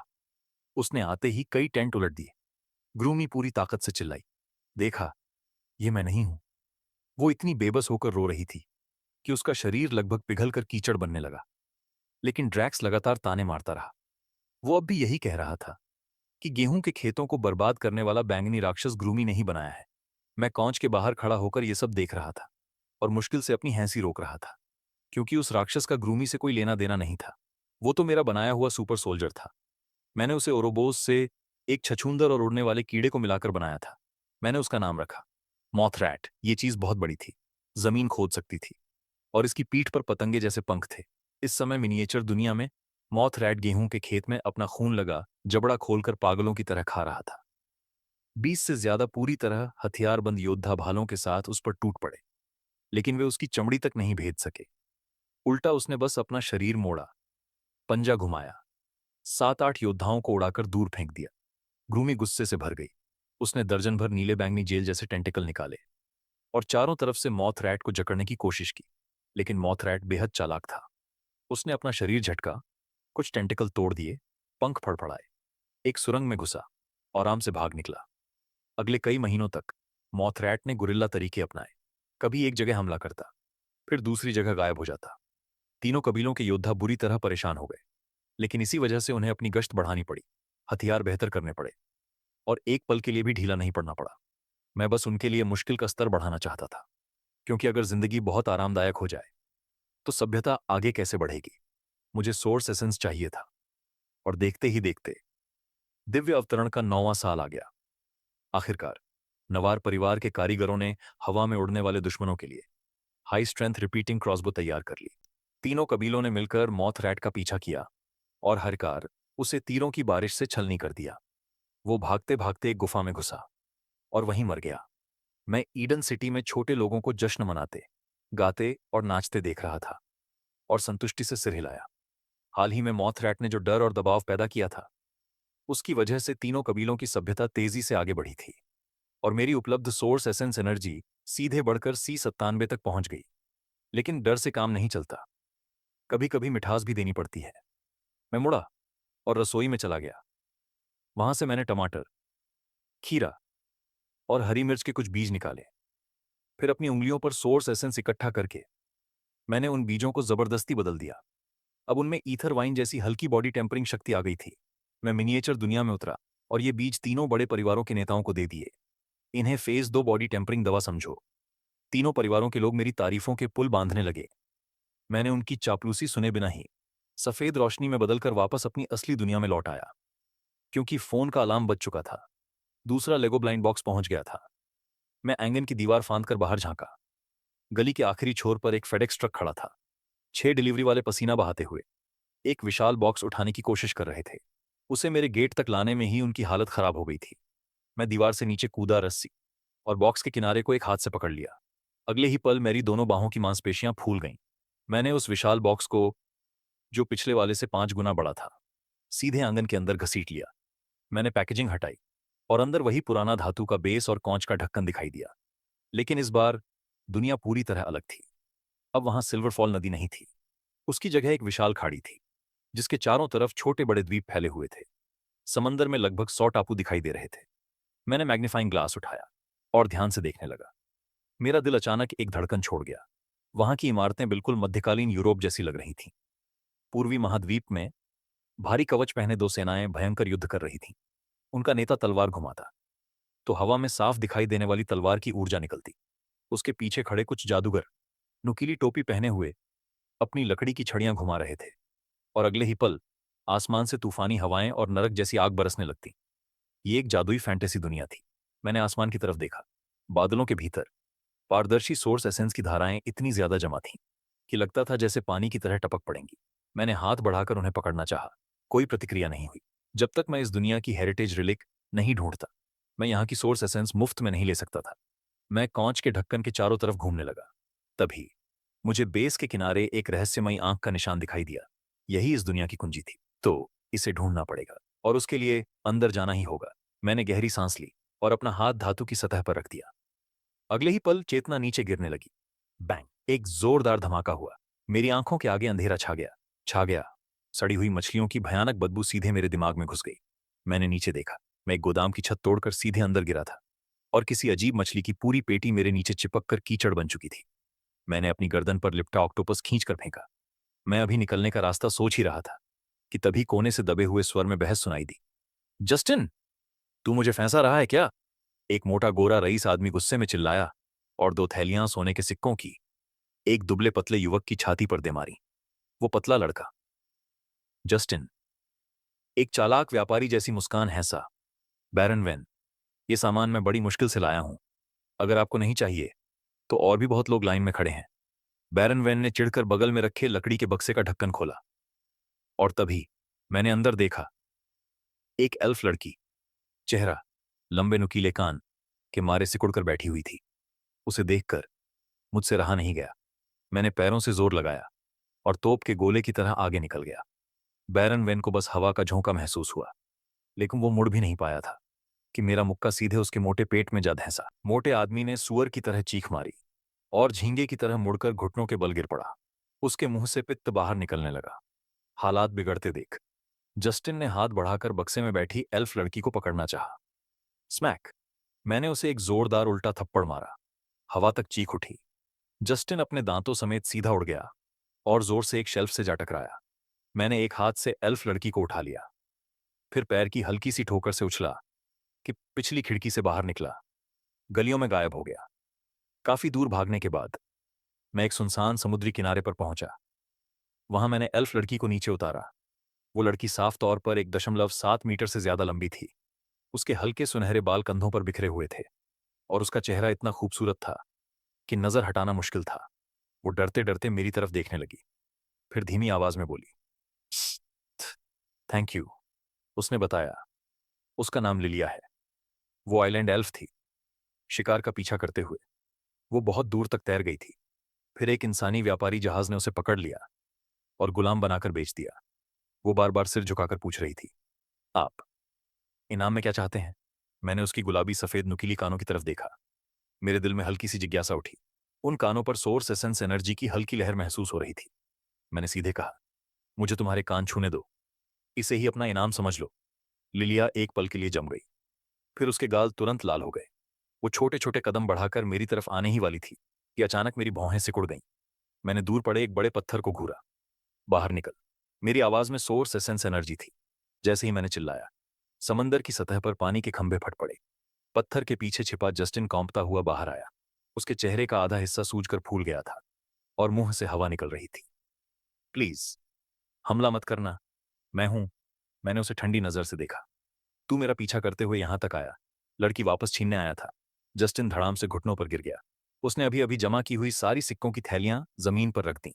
महान मिस्टर विजर्ड, ये सारा पैसा आपका है। बस मुझे अपना शिष्य बना लीजिए, मुझे मैजिक सिखा दीजिए। मुझे लगभग हंसी आ गई। मेरी सीधी सादी ताकत को यह मैजिक समझ रहा था। मैंने बिना भाव के कहा, मुझे पैसे में कोई दिलचस्पी नहीं। जस्टिन घबरा गया। उसने दांत भींचते हुए कहा, पैसे के अलावा मेरे पास बे की 4 बड़ी किंगडम्स की जानकारी है और आइलैंड एल्फ ट्राइब के बचने का रहस्य भी। अगर आप मुझे अपना लें तो मैं आपका वफादार शिकारी कुत्ता बन जाऊंगा। मैंने उसे देखा। वफादार कुत्ता? सिर्फ मुंह से बोलने से कोई वफादार नहीं बनता। मैंने अपना दायां हाथ उठाया और समंदर किनारे बनी एक चट्टानी गुफा की तरफ निशाना लगाया। फिर जोर से पकड़ने जैसा इशारा किया। स्क्वीक। एक चमगादड़ हवा में खिंचता हुआ मेरी तरफ आ गया और सीधे जस्टिन की पीठ से जा टकराया। मैंने अपने शरीर के अंदर ओरोबोस की ताकत चला दी। काले और सफेद प्रकाश की धाराएं बूम के साथ फूट पड़ी। जस्टिन और उस चमगादड़ को पूरी तरह लपेट लिया। बे वर्ल्ड के नियम मुझे रोकने की कोशिश कर रहे थे। मेरी उपलब्ध सोर्स एसेंस एनर्जी भी एक बड़ा हिस्सा अचानक गिर गई, लेकिन मैंने जबरदस्ती उस दबाव को सहा। फ्यूजन पूरा कर दिया। रोशनी धीरे धीरे गायब हुई। जस्टिन जमीन पर पड़ा भारी सांसें ले रहा था। उसकी गर्दन पर काली बारीक रेखाएं रेंग रही थीं। उसका शरीर अचानक जोर से पीछे मुड़ा। अगले ही पल, रिप, उसके कपड़े फट गए और उसकी पीठ से विशाल चमगादड़ जैसे पंख बाहर निकल आए। अपने शरीर में दौड़ती नई ताकत महसूस करके जस्टिन खुशी से कौंपने लगा।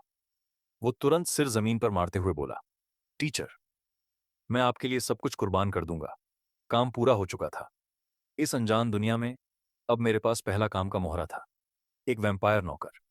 मैंने उसे चारों किंगडम्स की सारी जानकारी लिखने को कहा, फिर लिलिया को सुरक्षित जगह पर छोड़ आया। उसके बाद मैं सफेद रोशनी में बदल गया, आस में उड़ा और वापस अपनी असली दुनिया में लौट आया। सोफे पर लेटकर मैं जस्टिन द्वारा दी गई जानकारी देखने लगा। बेवर्ल्ड 4 बड़ी किंगडम्स में बांटी हुई थी। Storm kingdom, thunder kingdom, gloom kingdom और सिल्वर मून किंगडम। इनमें सबसे रहस्यमयी थी सिल्वर मून किंगडम। वहां हर जगह शक्तिशाली ट्रांसेंडेंट्स मौजूद थे और जिस आंख जैसे हेरिटेज रिलिक को मैं ढूंढ रहा था, बहुत मुमकिन था कि वो वहीं छिपा हो। लेकिन एक नए बने वैम्पायर नौकर के भरोसे सिल्वर मून किंगडम से रेलिक चुराने की उम्मीद करना कि सपना था। मुझे और लोगों की जरूरत थी। मैंने बगल में रखी शांत ईडन सिटी दुनिया की तरफ देखा। वो भी उसी तरह का लेगो ब्लाइंड बॉक्स था, उसी ऊंचाई और आकार वाला। अचानक मेरे दिमाग में एक ख्याल आया, अगर मैं इन दोनों दुनियाओं को जोड़ दूं तो सोचा, और तुरंत काम शुरू कर दिया। मैं उठा, बॉक्स का बेस दोनों हाथों से पकड़ा और धीरे धीरे उसे बे वर्ल्ड की तरफ धकेलने लगा। मैंने डॉनलाइट प्लेन्स को बे वर्ल्ड के पश्चिमी किनारे से बिल्कुल सही तरीके से जोड़ दिया। क्लिक। मैंने दोनों तरफ के कॉंच वाले आइसोलेशन पैनल्स खोल दिए। अगले ही पल दोनों दुनियाओं की हवा आपस में टकरा गई। बे वर्ल्ड का अनंत समुद्री पानी उल्टा बहने लगा, पहने लालाइट प्लेन्स में घुस गया, फिर वो सिल्वर फॉल नदी से जुड़ गया। मैं झुककर मिनिएचर दुनिया के लोगों की प्रतिक्रिया देखने लगा। पूर्वी घास के मैदानों में कुछ औरतें कपड़े धो रही थीं। अचानक आई विशाल लहरों ने उन्हें पूरी तरह भिगो दिया। जब उन्होंने सिर उठाकर अपने सामने फैला हुआ अनंत समुद्र देखा, डर के मारे सीधे जमीन पर गिर पड़ी। जैसे ही खबर ईडन सिटी पहुंची, तीनों कबीलों के बड़े नेता पूरी तरह हिल गए। ड्रैक्स ने तुरंत ग्रूमी की तरफ उंगली उठाई और उसे गालियां देने लगा। ये सब तूने किया है, ये महाबाढ़ तेरी वजह से आई है। लेकिन सिल्विया सबसे शांत थी। उसने जोर से मेज पर हाथ मारा, हालात को काबू में किया और तुरंत ग्रिफिन को समुद्र के ऊपर जासूसी के लिए भेज दिया। कुछ दिनों बाद ग्रिफिन वापस लौटा और खबर लाया कि समुद्र में जहाज मौजूद है। गाय, जो जन्मजात लड़ाका था और जिसकी नसों में युद्ध दौड़ता था, उसने चुपके से कुछ लकड़ी की नावें बनाई और लोगों को लेकर समुद्र जीतने निकल पड़ा। लेकिन नतीजा, एक विशाल लहर आई और सबको सीधा समुद्र में फेंक दिया। अगर ग्रूमी नीचे पानी में उन्हें सहारा न देती तो वो सब मछलियों का खाना बन चुके होते। इन आदिम लोगों के लिए सीधे समुद्री यात्रा पर निकलना को मौत की प्लेट में परोसने जैसा था। मैंने फिर हाथ कांच की सतह पर रखा और एक बार फिर नीचे उतरा। मैंने आधुनिक युद्धपोतों के डिजाइन, जो मुझे याद थे, सीधे सिल्विया की मेज पर फेंक दिए। सिल्विया ने हैरानी से मेरी तरफ देखा। मैंने उसकी आंखों में देखते हुए कहा, दोनों दुनियाओं के बीच का ये रास्ता जल्द बंद होने वाला है, और जब 2 साल बाद ये फिर खुलेगा तो समुद्र के उस पार की जातियां तुम पर जरूर हमला करेंगी। जिंदा रह पाओगे या नहीं, ये अब तुम्हारी किस्मत पर है। इतना कहकर मैं उसे एक भी सवाल पूछने का मौका नहीं दिया और सफेद रोशनी बनकर गायब हो गया। वहीं खड़ी सिल्विया अपने हाथों में पकड़े उन बेहद जटिल जहाजी डिजाइनों को देख रही थी। धीरे धीरे उसकी आंखें जुनून से भरने लगी। उसने तुरंत 100 सबसे बड़े कारीगरों को बुलाया, मीटिंग बुलाई, पूरे तीनों कबीलों में पागलों जैसी ऊर्जा भर दी। युद्धपोत बनाओ, जितनी जल्दी हो सके। पोर्टल बंद हो जाने के बाद ईडन सिटी दुनिया अपने आप तेजी से विकसित होने लगी। मैंने जम्हाई ली और अपने बेडरूम में जाकर सो गया। अगली सुबह फ्रेश हुआ, एक अंडा फ्राई किया, खाते खाते फोन स्क्रॉल करने लगा। मैंने रेडिट का फैंटेसी बोर्ड खोला और देखते ही समझ गया, ब्लाइंड बॉक्स का कमेंट सेक्शन पूरी तरह फट चुका था। एक पोस्ट सबसे ऊपर ट्रेंड कर रही थी। उसका टाइटल बेहद घमंडी था, ब्लाइंड बॉक्स से लग्जरी आइटम निकलना बेकार है, आओ देखो मुझे मिला असली virtual reality VR console. Post करने वाले का आईडी था सेंट गैटलिंग चैटरलिन, असल नाम लियो। उसने पोस्ट में दर्जन भर स्क्रीनशॉट डाले हुए थे। मैंने बस एक नजर डाली थी, मेरे हाथ से अंडा सीधा मेज पर गिर गया। मध्यकालीन गलियां, भीड़ भाड़ वाला बंदरगाह, दूर तैरते जहाज, ये तो बेल्ट का हेडविंड पोर्ट था। लियो पागलों की तरह पोस्ट अपडेट कर रहा था, भाइयों ये गेम कमाल है, 100% रियल दर्द महसूस होता है। बस दिक्कत यह है कि यहाँ के एनपीसी क्या बोल रहे हैं, एक शब्द समझ नहीं आता, कोई लैंग्वेज पैच दे दो। मैंने तस्वीरों को जूम करके ध्यान से देखा और तभी मेरी आंखें सिकुड़ गईं। ये आदमी मॉडल के लिगाओ ब्लाइंड बॉक्स के जरिए मेरी बेवर्ल्ड में प्लेयर बनकर कनेक्ट हो चुका था। मतलब दुनिया में अब चौथा बड़ा खतरा आ चुका था। मैं ऐसा होने कैसे देता? अगर उसने मेरे इलाके में अपनी ताकत बढ़ा ली और मुझसे पहले हेरिटेज रेलिक हासिल कर लिया, मैं किस बात का रूलर था? मैंने फोन नीचे फेंका, सीधे कांच के बॉक्स के पास गया, हाथ पेस पर रखा और जबरदस्ती नीचे उतर गया। बैंग, वही पुराना धमाका, वही सड़ी हुई समुद्री बदबू। मैंने नाक दबाकर ऊपर देखा, मेरे सिर के ऊपर फिर वही टूटी हुई छत थी और नीचे वही समुद्री खाने की पेटी, जो फिर से मेरे नीचे आकर मांस का पेस्ट बन चुकी थी। मैं दोबारा उसी गोदाम में गिरा था, क्योंकि मेरे शरीर में दूसरे संसार का ओरोबोज मौजूद था। बे वर्ल्ड मुझे रिजेक्ट कर रही थी और इसी वजह से मेरा ड्रॉप पॉइंट हमेशा यहीं लॉक हो रहा था। बाहर से जहाज मालिकों की गुस्से भरी गालियां सुनाई दे रही थीं। मैं पिछली खिड़की से बाहर कूदा, जस्टिन के साथ बने ब्लडकिन कॉन्ट्रैक्ट कनेक्शन को फॉलो करते हुए आगे बढ़ गया। काफी देर बाद मैं हेडविंड पोर्ट के अमीर इलाके में पहुंचा। मेरे सामने एक शानदार 2 मंजिला पश्चिमी शैली का घर था। मैं अंदर जाने ही वाला था कि अचानक लोहे के टावर जैसा एक विशाल आदमी मेरे सामने आकर खड़ा हो गया। अंधा है क्या? ये प्राइवेट रेजिडेंस है, दफा हो जा। उसका चेहरा पूरी तरह गुंडों जैसा था। उसने मुट्ठियां कसकर मुझे धमकाया, लेकिन मैंने उसकी बात पर ध्यान तक नहीं दिया। मेरी आंखें हल्की सिकुड़ गईं। उसके शरीर में हल्की सोर्स एसेंस एनर्जी बह रही थी, लगभग 2 बार टेम्पर डिवाइन किंगडम वॉरियर जितनी ताकत। मैंने सीधे उसकी तरफ देखते हुए कहा, तूने एथर क्रिस्टल्स खाए हैं? फिर मैंने हाथ बढ़ाकर उसके पेट की तरफ इशारा किया। मुझे हाथ मत लगा। वो गुस्से से दहाड़ा और दोनों हाथों से मुझे जोर से धक्का दिया। बैंग! उसके भारी हाथ मेरे सीने से टकराए। मैं 1 इंच भी नहीं हिला। उल्टा वो खुद 3 कदम पीछे उछल गया। उसकी पीठ दीवार से जा टकराई। दर्द से उसका चेहरा बिगड़ गया, लेकिन फिर भी वो मानने को तैयार नहीं था। वो दोबारा मुझ पर झपटने ही वाला था। कभी मुख्य दरवाजा जोर से खुला और साफ सुथरा स्वॉलोटेल कोट पहने जस्टिन भागता हुआ बाहर आया। टीचर, आप यहां कैसे? जस्टिन ने तुरंत उस विशाल आदमी को घूरा। पीछे हटो। फिर वो मुझे बड़े सम्मान से अंदर ले गया, ड्राइंग रूम में बैठाया, ब्लैक टी परोसी, आदर से रिपोर्ट देने लगा। मैंने लिलिया के लिए एक नोबल आइडेंटिटी तैयार कर दी है और ये घर अब उसी का रेजिडेंस है। मैंने चाय का एक घूंट लिया, फिर मेज पर रखा कागज और पेन उठाया। कुछ तेज स्ट्रोक्स में मैंने उस प्लेयर लियो का चेहरा बना दिया। मैंने वो तस्वीर जस्टिन की तरफ सरका दी। मेरी आवाज बर्फ जैसी ठंडी थी। पूरे पोर्ट में इसे ढूंढो, मिल जाए तो खत्म कर दो, और काम बिल्कुल साफ होना चाहिए। जस्टिन की आंखों में हल्की बेरहमी चमकी। उसने बिना कुछ बोले तस्वीर मोड़ी और अपने कोट में रख ली। समझ गया। इसके बाद मैंने हेरिटेज रेलिक वाली आंख जैसा निशान भी बना दिया। और ये, इस सिंबल का पता लगाओ, अपने सारे रिसोर्सेज इस्तेमाल करो। काम सौंपने के बाद उठने ही वाला था ताकि ऊपर जाकर लिलिया की हालत देख सकूं। तभी बूम!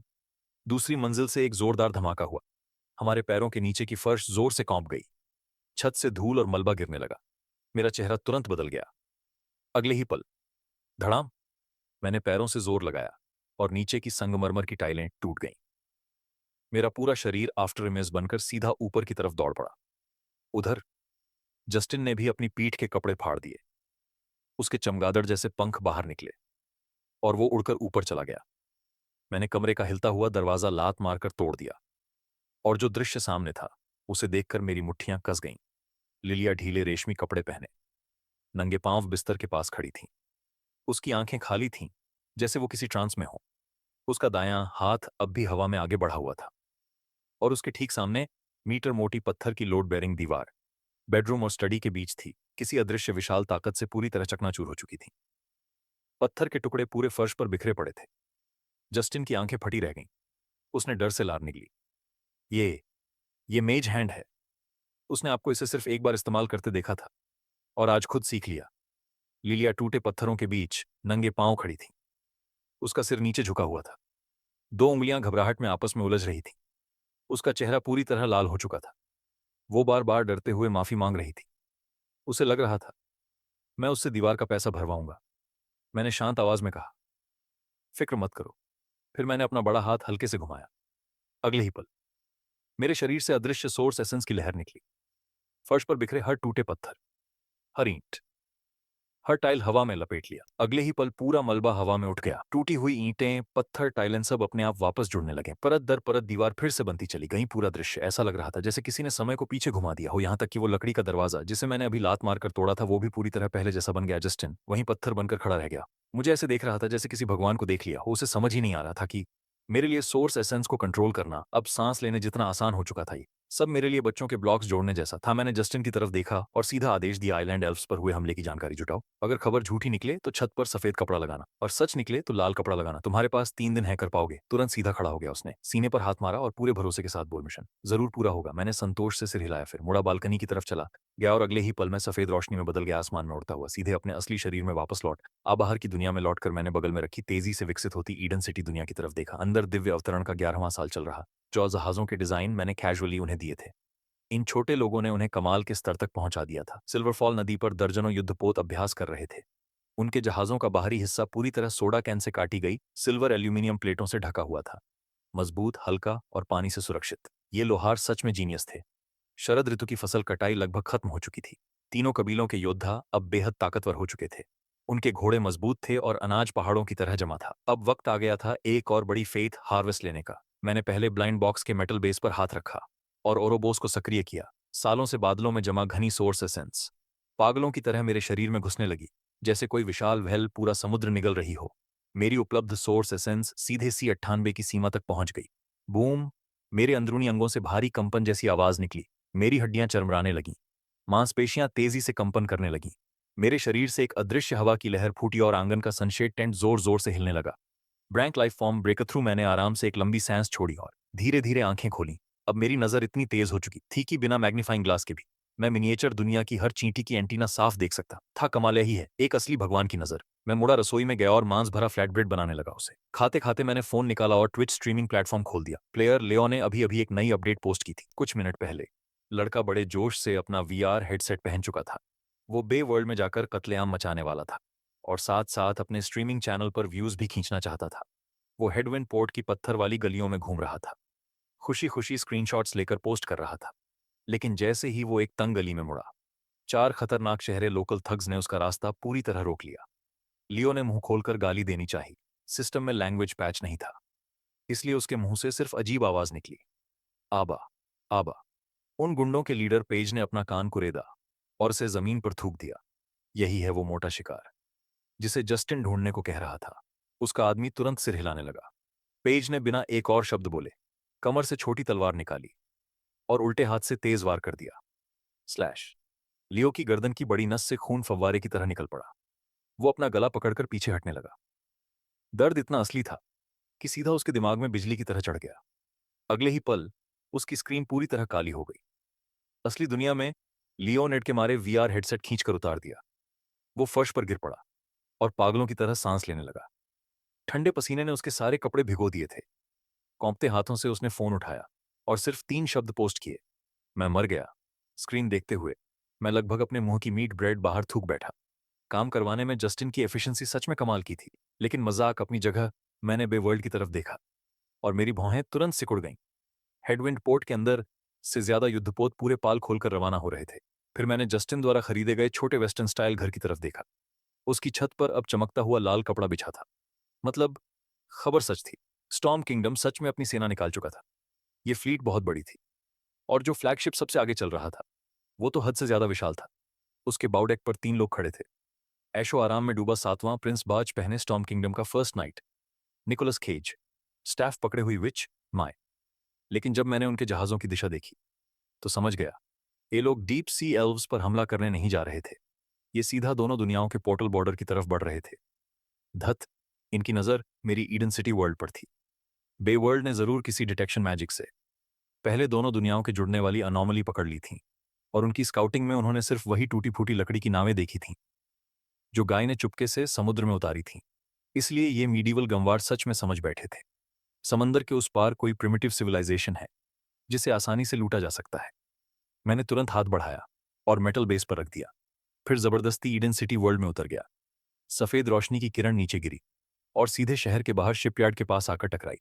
वहां कुछ अधबड़े बच्चे हांफते हुए एल्यूमिनियम प्लेटिंग उठा रहे थे, वर्शिप असेंबल कर रहे थे। मैंने कैजुअली पूछा, जल्द ही युद्ध आने वाला है, डर लग रहा है? उनमें सबसे आगे खड़ी वैलेरियन लड़की ने ठोड़ी ऊपर उठाई। उसके चेहरे पर पूरा गर्व था। डर नहीं लगता।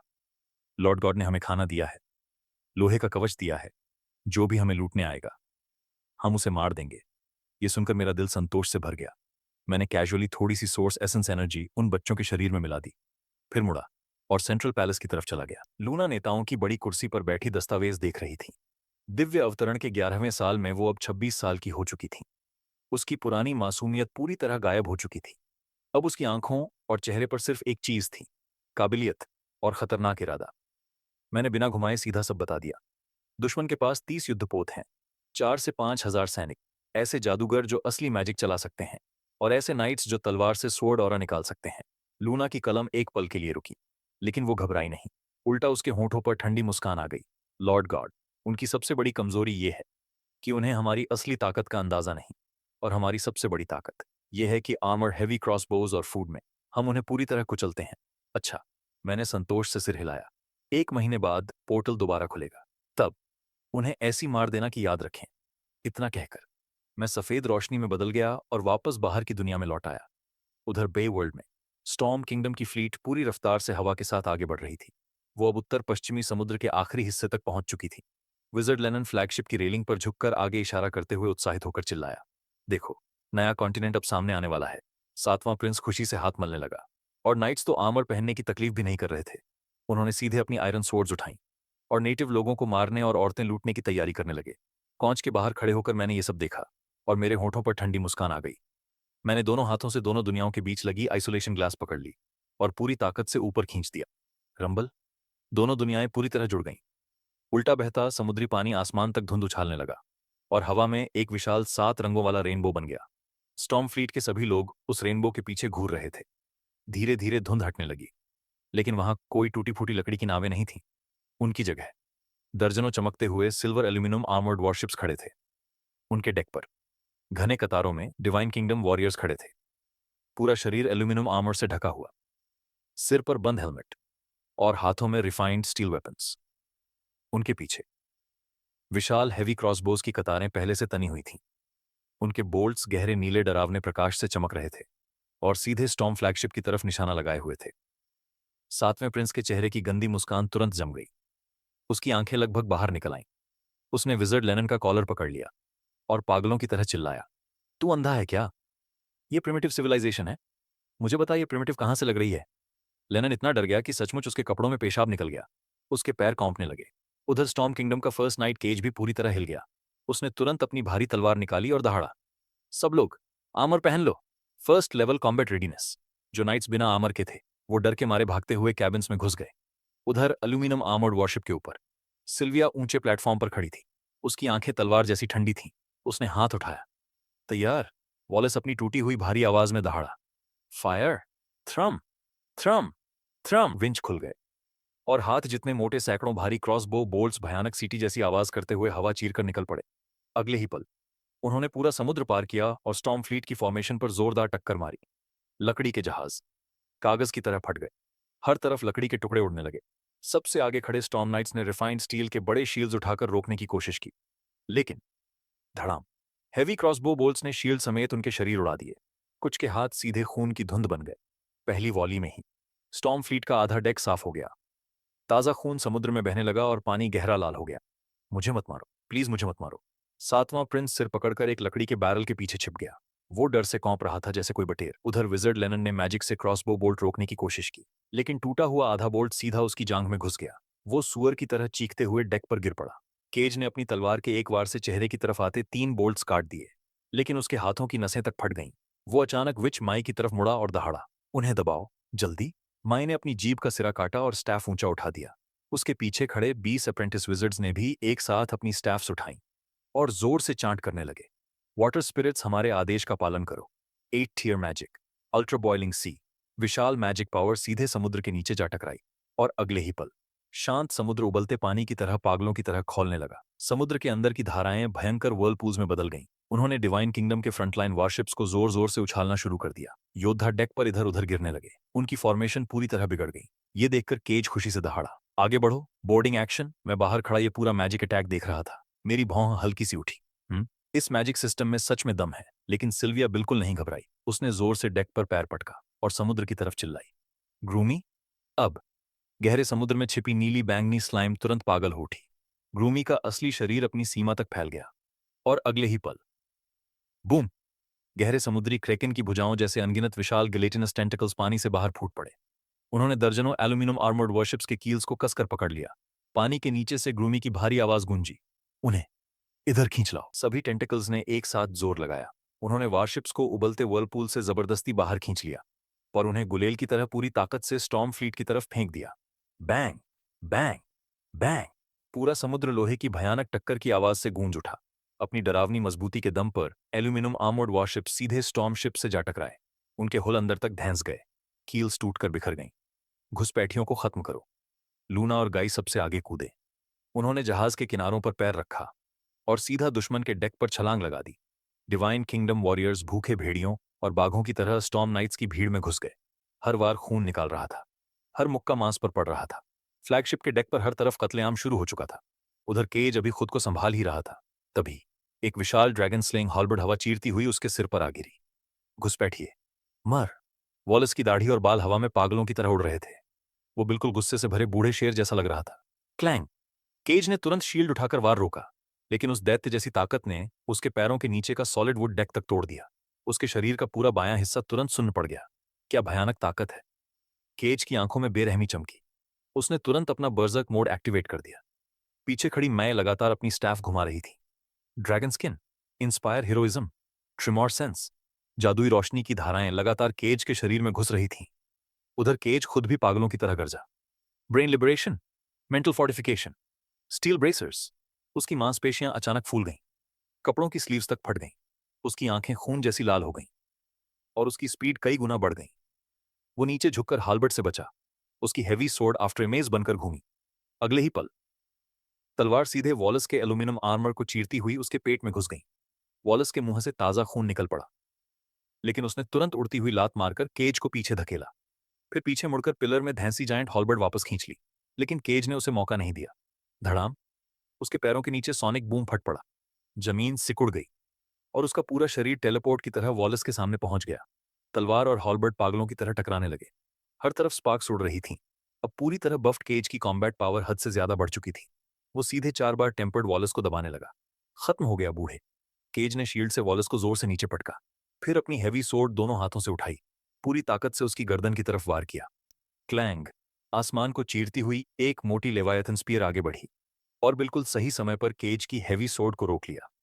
उस टक्कर की ताकत इतनी भयानक थी कि केज के हाथ फट गए और खून छिटक पड़ा। उसकी तलवार लगभग हाथ से छूट गई। तू एक बूढ़े को भी नहीं मार पाया। स्टॉर्म किंगडम का फर्स्ट नाइट होने का बड़ा घमंड था ना। ड्रैक्स वॉलस के सामने खड़ा था, चेहरे पर खतरनाक मुस्कान लिए। उसके शरीर से 5 बार टेम्पर्ड होने का डरावना दबाव फैल रहा था। केज 3 कदम पीछे हट गया। उसने चारों तरफ नजर डाली। हर जगह मरे हुए स्टॉर्म नाइट्स पड़े थे। उसका दिल पूरी तरह डूब गया। वो समझ चुका था, ये लड़ाई जीती नहीं जा सकती। सामने वाले सिर्फ ताकतवर नहीं थे, उनके हथियार बेहतर थे, आर्मर बेहतर था, और उनकी स्टैमिना जैसे खत्म ही नहीं हो रही थी। केज अचानक माई की तरफ मुड़ा और दहाड़ा। मैं इन्हें रोकता हूं, तुम तुरंत उड़कर राजधानी वापस जाओ। स्टॉर्म किंगडम ने लोहे की दीवार से टक्कर मार दी है। मैंने अपने दांत भींच लिए और चुपचाप स्पेल चैंट करने लगी। उधर केज ने अपनी पूरी लाइफ फोर्स जला दी। उसके शरीर से अंधा कर देने वाली ब्लड रेड रोशनी फूट पड़ी। Steel skin, absolute power boost. वो पागल सांड की तरह सीधे ड्रैक्स पर टूट पड़ा। उसने अपनी हैवी शील्ड से लेवायथन स्पीयर को जबरदस्ती रोका। धड़ाम। समुद्र तक कांप उठा। उसी मौके का फायदा उठाकर मैं की पीठ से अचानक चमकदार लाइट विंग्स निकल आईं। उसने डेक पर जोर से पैर पटका। ऑर्किड की तरह आसमान में उड़ गई। भाग रही है, नीचे आओ एलिस। पेट के भयानक दर्द को सहते हुए हवा में कूदा और मी हॉलबर्ट से वार किया। लेकिन केज ने ड्रैक्स का हमला झेलते हुए पीछे मुड़कर बिजली जैसी स्पीड से तलवार चलाई। 5 स्ट्राइक कोलैप्स स्लैश। 5 भयानक सोर्ड औरस हवा चीरती हुई निकली। उन्होंने हवा में मौजूद वॉलस को सीधा जा मारा। उसके बाएं कंधे और जांघ का मांस फट गया और वो जोर से डेक पर जा गिरा। ये देखकर ड्रैक्स पूरी तरह पागल हो उठा। उसकी लेवायथन स्पीयर आफ्टर इमेज बन गई। वो लगातार पागलों की तरह वार करने लगा। केज पूरी ताकत से बचाव करता रहा। आखिरकार उसने अपनी लंबी तलवार से आखिरी किलिंग स्ट्राइक छोड़ी। Savouring blade. भयानक सोर्ड और फूटी। ड्रैक्स को सीधे 10 मीटर पीछे धकेल दिया। एक पल भी बर्बाद किए बिना केज जहाज के किनारे से बैरल रोल मारकर नीचे कूदा। छपाक। वो सीधे गहरे समुद्र में गिरा और अभी पल गायब हो गया। हरामजादा। ड्रैक्स गुस्से से जहाज के किनारे पहुंचा। वो इतनी जोर से रेलिंग पर मुक्का मारा कि वो टूट गई। उधर वॉलस अपने घाव पकड़कर डेक पर बैठा था। वो दूर उड़ती हुई मैं को घूर रहा था। उसके चेहरे पर साफ लिखा था, मैं उसे खत्म नहीं कर पाया। आसमान से ये सब देखते हुए होठों पर ठंडी मुस्कान आ गई। भाग रही है, मुझसे पूछ तो लेती। उधर आसमान में उड़ती मैं अभी अपनी जान बचने की खुशी मना ही रही थी कि तभी ऊपर से एक भयानक ईगल स्क्रीम गूंजी। उसने घबराकर ऊपर देखा और अगले ही पल एक विशाल दानव, जिसका सिर बाज का था और शरीर शेर जेट की तरह पंख समेटकर उसकी तरफ डाइव कर रहा था। ये क्या चीज है? मैं डर से पागल हो गई। उसने तेजी से अपनी स्टैफ घुमाई। आर्केन साइट, ग्रेटर मेज आर्मर। लेकिन जैसे ही मैजिकल शील्ड चमका, ग्रिफिन ताकत से उसकी छाती में जा टकराया। बैंग। उसका मैजिक आर्मर उसी पल टूट गया। मैंने खून की जोरदार उल्टी की और टूटी हुई पतंग की तरह नीचे गिरने लगी। वो बेहद तेजी से समुद्र की तरफ गिर रही थी। मरने से ठीक पहले पूरी ताकत से अपनी स्टैफ घुमाई। फेदरफॉल। उसका शरीर पानी से सिर्फ 1 मीटर ऊपर आकर अचानक रुक गया। फिर उसने अपने नेकलेस को जोर से हवा में तोड़ दिया। अगले ही पल घना सफेद कोहरा चारों तरफ फट पड़ा। इतना गहरा कोहरा कि ग्रिफिन की नजर पूरी तरह बंद हो गई। ग्रिफिन गुस्से से उस कोहरे को चीरता रहा। उसके तेज पंजे हवा में पागलों की तरह वार कर रहे थे। लेकिन मैं ने मौका पकड़ लिया। वो सिर के बल गहरे समुद्र में कूद गई और अंडर वाटर ब्रीदिंग स्पेल के सहारे पागलों की तरह भागने लगी। कुछ मिनट बाद मैंने एक सुनसान और वीरान टापू की रेतीली किनारे पर रेंगती हुई चढ़ी। वो पूरी तरह भीगी हुई थी, बिल्कुल डूबे हुए कुत्ते जैसी हालत में। वो अभी अपने कपड़े सुखाने के लिए स्पेल कास्ट करने ही वाली थी कि तभी ठक ठक ठक, सामने जंगल से भारी कदमों की आवाज आने लगी। मैं के रोंगटे खड़े हो गए। उसने तेजी से सिर उठाया। अंधेरे से काले क्लोक में लिपटा एक आदमी धीरे धीरे बाहर आ रहा था। उसका शरीर लोहे के टावर जैसा विशाल था। क्लोक के नीचे से उसकी बर्फ जैसी ठंडी आंखें सीधे मैं पर जमी हुई थीं। वो था पुराना लीडर ऑल्फ। ऑल्फ ने अपनी गर्दन घुमाई। हड्डियों से भुने चने जैसी चटकने की आवाज आई। तेरा घर लौटने का सफर यहीं खत्म होता है। जिंदा रहना चाहती है तो मुझे दिखा। तेरा ये तथाकथित मैजिक कितना दमदार है। मैं ही समझ गई कि उससे नजदीक जाकर लड़ना बेकार होगा। इसलिए उसने बिना देर किए अपने ट्रम्प कार्ड्स निकाल दिए। उसने अपनी स्टैफ को पूरी ताकत से जमीन में गाड़ दिया। अगले ही पल जमीन भयानक तरीके से हिलने लगी। एक दलदल जैसी सक्शन फोर्स उठी जो ओल्फ को वहीं फंसाकर मारना चाहती थी। इसके तुरंत बाद समुद्र फट पड़ा। दर्जनों मोटे वाटर विप्स आसमान में उठे और ओल्फ के हाथ पैर कसकर बांधने लगे। लेकिन बात यहीं खत्म नहीं हुई। माए ने फिर स्टाफ घुमाई। एक बेहद सूखा बबल बना और सीधे उल्फ के चेहरे की तरफ उड़ चला। इसे डिहाइड्रेशन बबल कहा जाता था, जिसके अंदर कोई फंस जाता, उसके शरीर की सारी नमी पल भर में सूख जाती और वो इंसान सूखी लाश बन जाता। उसके स्पेल्स का ये कॉम्बो सच में पानी की तरह बहता हुआ लग रहा था। मैं आसमान के पार से ये सब बड़े इंटरेस्ट से देख रहा था, लेकिन उल्फ ने पलक तक नहीं झपकाई, क्योंकि एब्सोल्यूट फिजिकल स्ट्रेंथ के सामने ऐसे फ्लैशी स्पेल्स बस मजाक थे।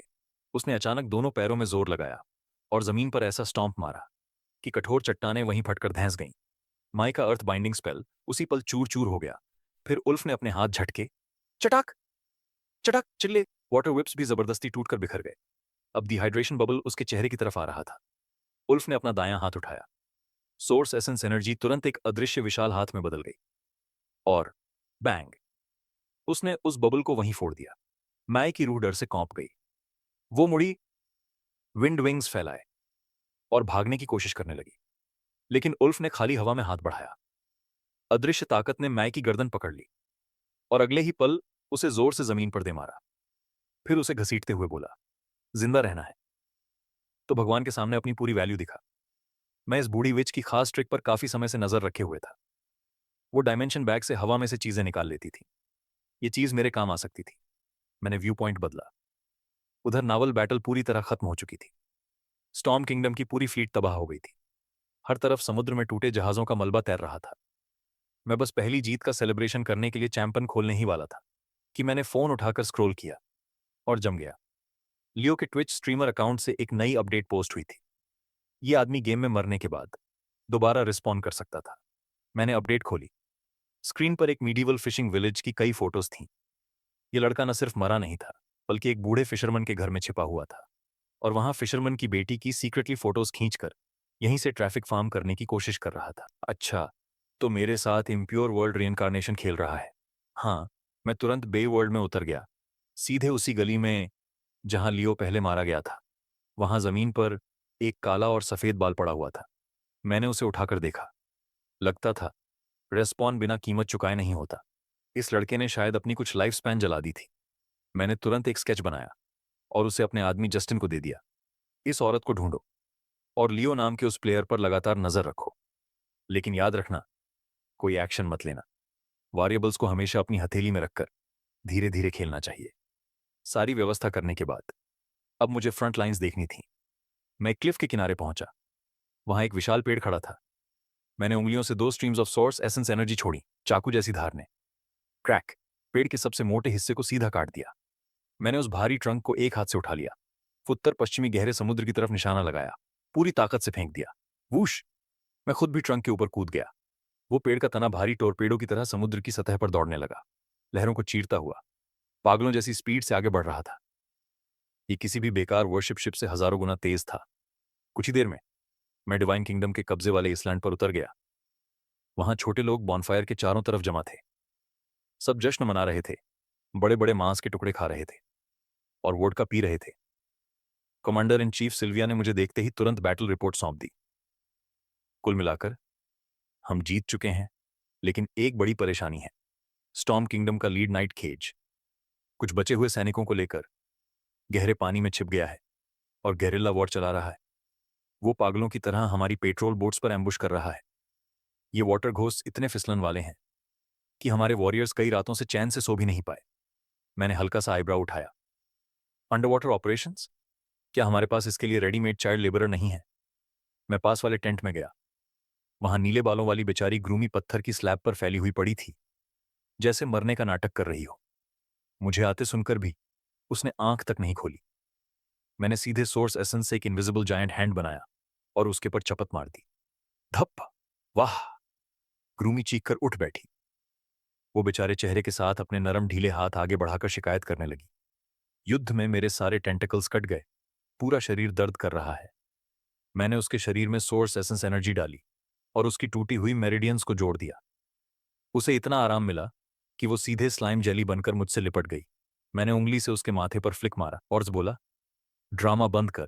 कल वॉरशिप्स के साथ जाना और उन्हें पकड़ कर लाना। अगर जिंदा पकड़ लाई तो मैं तुझे ऐसा सुपर साइज्ड खाना खिलाऊंगा जो तूने आज तक कभी नहीं खाया। खाने का नाम सुनते ही ग्रूमी की आंखों में हरी चमक आ गई। उसके मुंह से लगभग लार टपकने लगी और उसने वहीं मिलिट्री प्लेज ले लिया।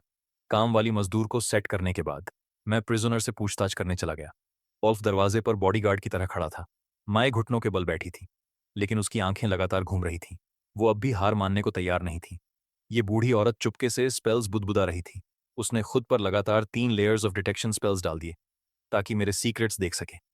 मैंने सब नोटिस किया, लेकिन उसे रोका नहीं। मैं वहीं खुलेआम खड़ा रहा और सीधे अपनी ब्रैंक लाइफ फॉर्म एनर्जी पूरी छोड़ दी। अगले ही पल माए ने भयानक चीख मारी।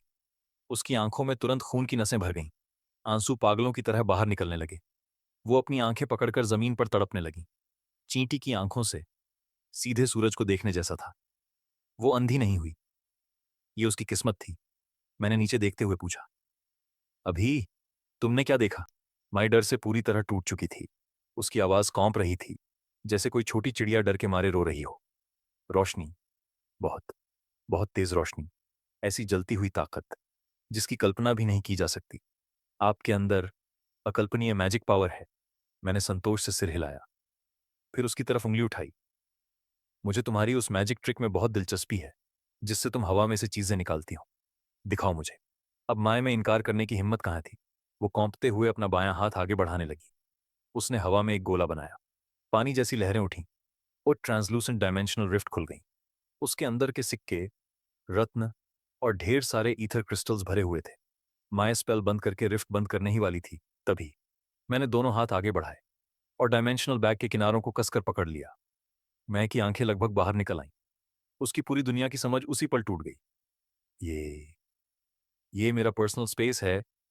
कोई आउटसाइडर इसे कैसे छू सकता है? मैं हंस पड़ा। फिर मेरी दोनों बाहों में अचानक ताकत फूटी।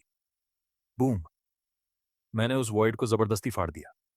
पूरा डायमेंशनल बैग उसी पल फट गया। सोना, मैजिक स्टोन्स, स्पेल स्क्रोल्स सब खनखनाते हुए जमीन पर गिर पड़े। मैंने हाथों की धूल झाड़ी और मुस्कुराते हुए कहा, ओह, मेरी गलती। मुझे नहीं पता था ये इतना फ्रैजाइल है। फिर मैंने जमीन पर पड़े खजाने की तरफ इशारा किया। अब ये सब मेरा है। कोई ऑब्जेक्शन तो नहीं? मे का चेहरा हरा पड़ गया, लेकिन उल्फ की आदमी खाने वाली नजर देखकर वो आंसू पीकर बोली, न नहीं, कोई ऑब्जेक्शन नहीं। मुझे जो स्पेशल मैजिक चाहिए थी वो मिल चुकी थी। अब बारी थी स्टॉर्म किंगडम के 7th प्रिंस और उसके साथ आए विजर्ड लेनन की पूछताछ की। 7वां प्रिंस तो पूरी तरह डरपोक निकला। वो पहले ही डर के मारे पेशाब करके बेहोश हो चुका था। लेकिन लेनन वो बेचालाक इंसान था। जैसे ही उसने मुझे देखा, उसके घुटने जवाब दे गए। वो वहीं घिसटकर घुटनों पर बैठ गया। महान भगवान, मैं अंधा मूर्ख था। स्टॉर्म किंगडम को आपकी महिमा का अपमान नहीं करना चाहिए था। इस आदमी की नजर बहुत तेज थी। उसने मेरे हाथ में खुद लिखी हुई स्पेल बुक की एक झलक देखी। तुरंत समझ गया कि उनकी चीफ विच तक हार चुकी है। उसने उसी पल अपना रंग बदल लिया। लॉर्ड गॉड, आपकी सेना अजेय है, लेकिन अगर आप सीधे स्टॉर्म किंगडम की मेनलैंड पर हमला करेंगे तो कैजुअल्टीज होंगी। क्यों ना एक दूसरा रास्ता अपनाया जाए? उसने जमीन पर पड़े बेहोश 7th प्रिंस की तरफ इशारा किया। इसे वापस भेज दीजिए, इसे थ्रोन इनहेरिट करने दीजिए और इसे अपना पपेट किंग बना लीजिए। हम अंदर और बाहर दोनों तरफ से कोऑपरेट करेंगे और स्टॉर्म किंगडम बिना एक बूंद खून बहाए आपके हाथ में आ जाएगा। मैं हंसी रोक नहीं पाया। ये सरेंडर करने वाला चूहा सच में खेलना जानता था। इसने मेरा बहुत समय बचा दिया। मैंने उसी वक्त फैसला कर लिया, ठीक है, ऐसा ही होगा। और उसी पल divine right of Kings plan आधिकारिक रूप से शुरू हो गया। दृश्य वापस समुद्र की तरफ बदलता है। अगली सुबह जल्दी ग्रूमी अपना आधा टूटा हुआ शरीर घसीटते हुए पेट्रोल वॉरशिप पर चढ़ी। मैंने खाने का जो लालच दिया था, उसके लिए ये छोटी पेटू लड़की पूरी वर्कहॉलिक बन चुकी थी। उसके अनगिनत गिलेटिनस टेंटिकल्स गहरे समुद्र में घुस गए और सोनार की तरह स्कैनिंग करने लगे। कुछ देर बाद उसने अचानक सिर उठाया। नीचे लोग हैं। जैसे ही उसने कहा, धड़ाम, समुद्र की सतह फट गई। दर्जनों मोटे वाटर विप्स बाहर निकले और हमारे एल्यूमिनियम आर्मर्ड वॉरशिप्स को कसकर जकड़ लिया। फिर उन्हें पूरी ताकत से समुद्र के नीचे खींचने लगे। गहरे पानी के नीचे छिपा था स्टॉर्म नाइट केज। उसे पता था कि वो बच नहीं सकता, इसलिए उसने अपनी सबॉर्डिनेट फीमेल नाइट क्विंटिना को भागने का आखिरी मौका दिया और खुद विजर्ड ग्रोवर के साथ पीछे रुक गया ताकि रिट्रीट कवर कर सके। उधर ड्रैक्स का गुस्सा पहले से ही 7वें आसमान पर था। लेवायाथन स्पीयर उठाए, ड्रैक्स सीधा पलटकर समुद्र में कूद गया और पानी के नीचे ही केज से भिड़ गया। समुद्र के अंदर रेजिस्टेंस बहुत भारी था। दोनों तलवार और शील्ड टकराते हुए लड़ रहे थे। इतनी भयानक टक्कर हो रही थी कि नीचे की मिट्टी और रेत तक उड़ने लगी। उधर विजर्ड ग्रोवर अंधेरे में छिपा हुआ था। वो चुपके से स्पेल कैस्ट कर रहा था ताकि स्टील बाइंडिंग से स्नीक अटैक कर सके। लेकिन तभी ग्रूमी हरकत में आई। उसके नीले टेंटिकल्स जहरीले सांपों की तरह गहरे पानी में घुस गए। उन्होंने सीधे ग्रोवर के टखनों को जकड़ लिया और तेजी से ऊपर लिपटने लगे। ग्रूवर डर से कांप उठा। उसने तुरंत शील्ड स्पेल चैंट करने की कोशिश की, लेकिन बहुत देर हो चुकी थी। ग्रूमी के टेंटिकल्स अचानक पूरी ताकत से कस गए और अगले ही पल क्रैक क्रैक, ग्रूवर के शरीर की सारी हड्डियां टूट गईं। उसके सातों छेदों से खून फूट पड़ा और वो उसी पल मर गया। अपने साथी की मौत देखकर केज पूरी तरह पागल हो गया। उसकी आंखें लाल हो चुकी थीं। शरीर के फटते घावों की परवाह किए बिना सीधे अपना high tier martial art activate कर दिया। आयरन कर्टन, उसके शरीर के हर पोर से हाई प्रेशर हवा निकलने लगी। समुद्र के अंदर एक डरावना सफेद एयर बबल बन गया। लेकिन यह मूव उसकी लाइफ फोर्स को तेजी से खत्म कर रहा था। केज अब सबको साथ लेकर मरना चाहता था। भयानक एयरवेव्स ने ड्रैक्स को लगातार पीछे धकेल दिया। उसके पेट में समुद्र का पानी भर गया। उधर ग्रूमी के टेंटिकल्स भी एक एक करके टूटने लगे। केज ने मौका पकड़ लिया। वो तेजी से आगे बढ़ा, ग्रेट सोर्ड उठाई। ड्रैक्स का सिर काटने ही वाला था कि तभी समुद्र की सतह से armour piercing heavy crossbow bolts नीचे बरस पड़े। डिवाइन किंगडम वॉरियर्स ने ऊपर शिप्स पर बालिस्ता सेट कर दिए थे। विशाल बोल्ट्स हवा चीरते हुए नीचे आए। उनमें से दो सीधे केज के हैवी आर्मर को चीरते हुए आर पार निकल गए। उसका शरीर झटका खाकर रुक गया। बस इसी एक पल का इंतजार था। ड्रैक्स दहाड़ा और उसके हाथ की टाइटेनियम स्टील लिवायथन स्पीयर बाढ़ के ड्रैगन की तरह आगे निकली। धड़ाम, स्पीयर स्पीयर सीधे केज के पेट को चीरती हुई उसकी कमर से बाहर निकल गई। स्टॉर्म किंगडम का फर्स्ट नाइट पलटकर बेहोश हो गया। अगले ही पल टेंटिकल्स ने उसे कसकर बांध लिया और घसीटते हुए ऊपर जहाज के डेक पर ले आए। दूर एक वीरान आइसलैंड पर फीमेल नाइट क्विंटीना समुद्र से उठती भयानक एयरवेव्स देख रही थी। उसकी आंखें लाल हो गईं। उसे समझ आ गया था कि केज अब शायद बचने वाला नहीं। आंखों में आंसू लिए बाकी बचे 3 सैनिकों को लेकर स्टॉर्म किंगडम की तरफ तैरने लगी। लेकिन उसे क्या पता था कि उन्हें जाने देना पहले से मेरी प्लान का हिस्सा था। शाम, हेडविंड पोर्ट।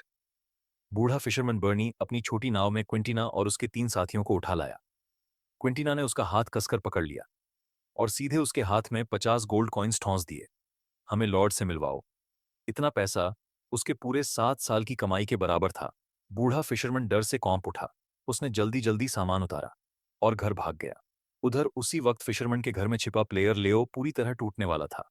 वो लकड़ी के बिस्तर पर बैठा पुख्त दोनों हाथों से थप्पड़ मार रहा था और पागलों की तरह सिर दीवार से दे रहा था। दर्द, बहुत ज्यादा दर्द। यहाँ खाने पीने, यहाँ तक कि टॉयलेट जाने तक का एहसास भी असली था। पूरा एक दिन और रात झेलने के बाद उसे आखिर समझ आ गया, वो इस गेम से लॉग आउट ही नहीं कर सकता। उसकी आंखें खून जैसी लाल हो चुकी थीं।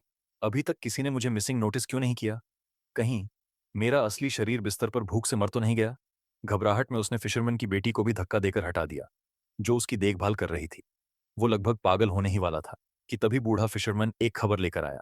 हेडविंड पोर्ट आर्मी के लिए ऑड जॉब वर्कर्स भर्ती कर रहा है, फॉरेन रेसेस से लड़ाई के लिए। 5 सिल्वर कॉइन्स रोज।